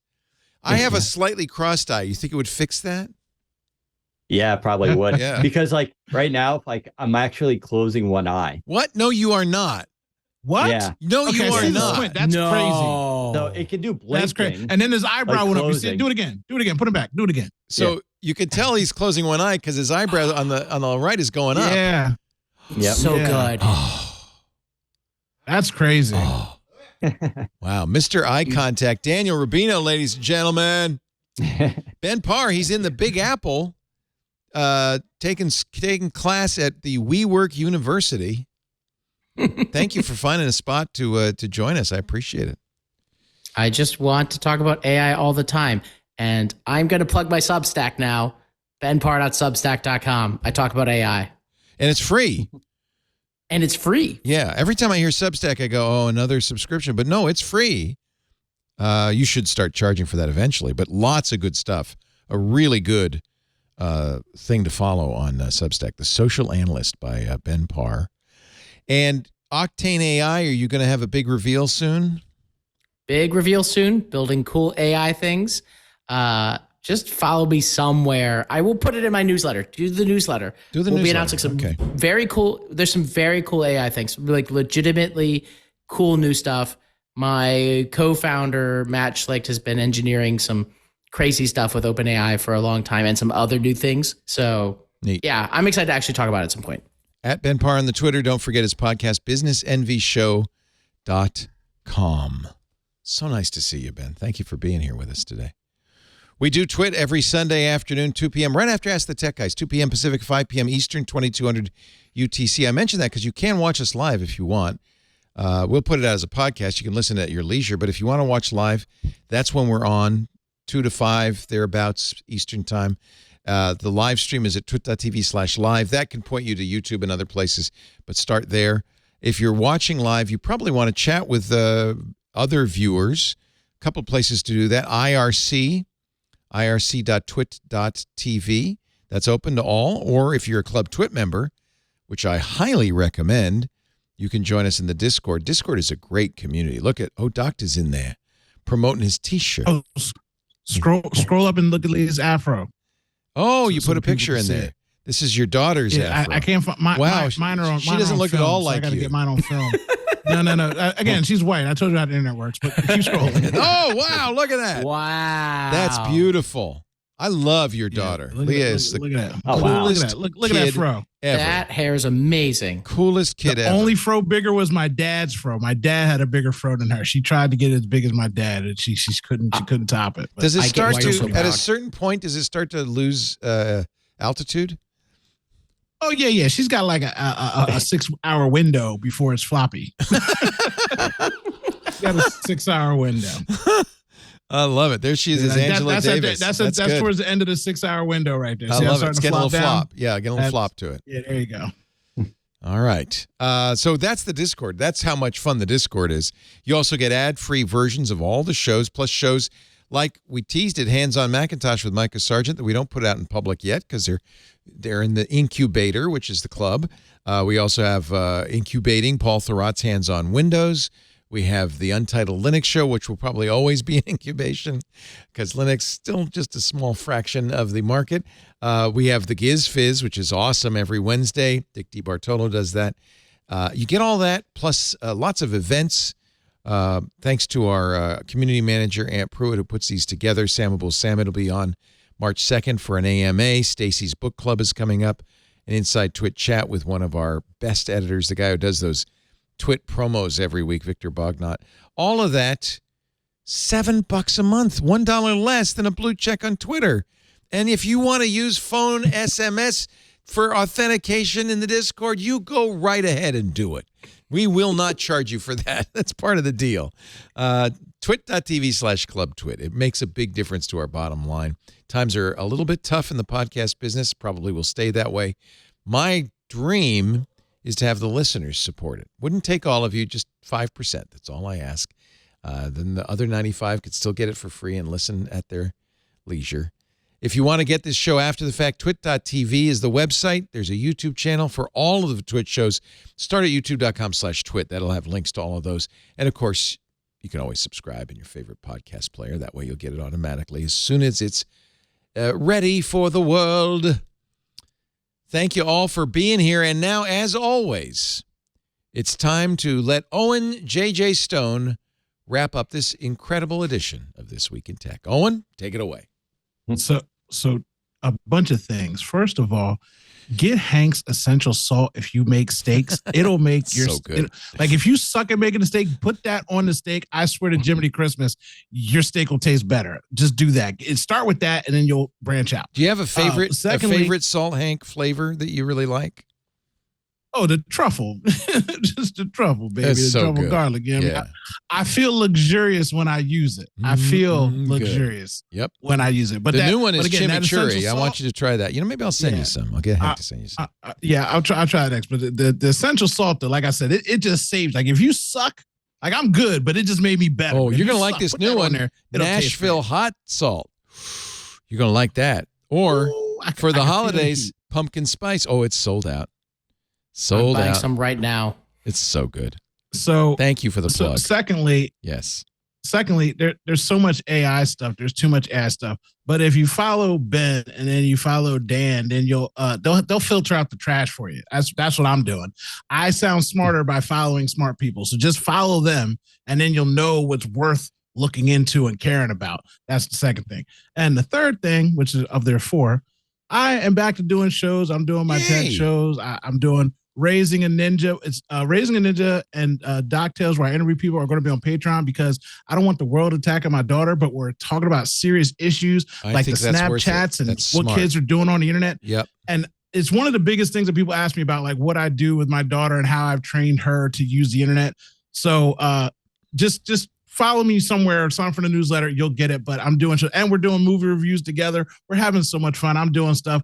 But more importantly than that, text me. Text me if you're bored. Text me if you're happy. Text me if you're sad. I know that sometimes we're out here in this technological world and a lot of people are lonely. And I've gotten that from the emails that I get from people and the text messages. Believe it or not, I haven't sent out a text message about my podcast or shows in over a month. But I talk to people randomly when they say go birds, or someone told me they were on dialysis and they were lonely and they just wanted somebody to talk to. So I know that a lot of people out there listening just need somebody to check in on them.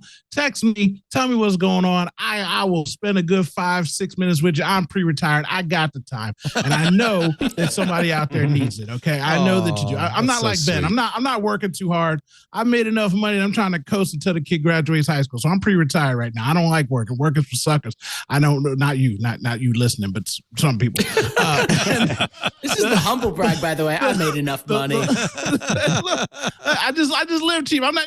Don't worry about me. I didn't get a raise like Dan, so I'm not buying drinks. So, and secondly, right now, I've said this so many times, the apps are free. Start a podcast with your daughter, sister, son, uncle, cousin, aunt, grandmother, and record conversations. Mm-hmm. One of my best friends in life that I started doing these shows with back in 2007, 2008, passed away. His oldest daughter was 15 at the time. His son was 3 at the time. His son is now 10, and he asked me for the podcast and the shows. And I think that he's old enough to listen to the crazy stuff that we talk about. And for him to cry and call me and say, it's so amazing to see my dad's mannerisms and how much fun he was, because losing him at 3 years old, he doesn't have the context that his older sister has of how cool his dad was. And you might not think that you're important or you're valuable, but guess what? There's a lot of dumb people with a lot of dumb podcasts, and you ain't got to share with nobody. But pick up your phone, record something, save something, and have some fun in your family units that could go forward. I tell you what, my daughter's going to be telling the tales of my luxurious lifestyle in the decades to come to my grandchildren, whether I'm here or not. And I think you should do it too. And if you go to my website and buy a t-shirt, you'll know why I say another twit is in the can. Amazing. Doing the twit. All right. Doing the twit, baby. Doing the twit. All right. Doing the twit. I made that Dove video and they sent me like 3 years worth of soap. And I thought, does this soap go bad? Like, does Dove soap go bad? Like, can I keep washing it? Nope, you keep using that. How long can I? Actually, some soaps a couple of years later and it disappears. It's like it's going into the air. But I think Dove is pretty much tied to the ground. What? I still got one left. It's like 13 years old. I still got one classic bottle left in my closet. I'd never use it. You did that unbidden, right? You did a video with Dove. Oh, yeah. It's when everybody was doing it. When everybody was doing the Old Spice thing, I'm like, I'm a sensitive man. I use Dove. But man, I'm not an Old and as Spice I remember, guy, but, you know. as I remember, you were showing some skin. Yeah. You don't want to look that up. Don't worry about that. We got just children present now. It's like the oh, you found it. Look, see what's going on. What are you doing? Who's that guy? Wants to use Old Who are we? Spice? I'm in a pink bathroom. Excuse me, sailors. No one. I don't know one single lady. Trust you me, I know ladies. Look at yourself. Now look at me. Now look at yourself. Now stay on me. You got a 6-pack. I got a keg. You drink alone. I bring the party. You're in a white towel. I'm in a black towel. What does that mean? It means I'm more of a man than you. Look at these arms. They're covered in tattoos. I have 11. You have none. More of a man than you. I can check off 1,000 things on the list. Why am I in a pink bathroom? Because ladies love pink and I love the ladies. Why is there a doormat on my wall? Because I make babies. Ladies, beautiful babies. Free installation. Beautiful ladies. babies. Free installation. Now, back to you. Free installation. If you want to talk to Kevin Rose, watch yourself. So for this, you got how many Dove bars? A lot. It was a lot. Not the chocolate I ones, bathed the for soap free bars. for years. Oh my God, bathe, and bathe for free. I bathe for free. Yes. Uh-oh, Ant. Mr. Ant is not happy. Mr. Ant says you need to do some more push-ups, dude. Hey, look, what I'm saying is, I still get ladies looking like that. Okay, my personality works for me. Look, if I look like Ant, I have a whole problem. There'd be married couples divorced and the whole nation GDP would be Ant's down. good. Don't Ant's worry good. about that. Ant's And I'm out here giant. trying to do the best I can with what I got. I love that. Was a good look from Ant. All right, let's do on that note, let's do a show.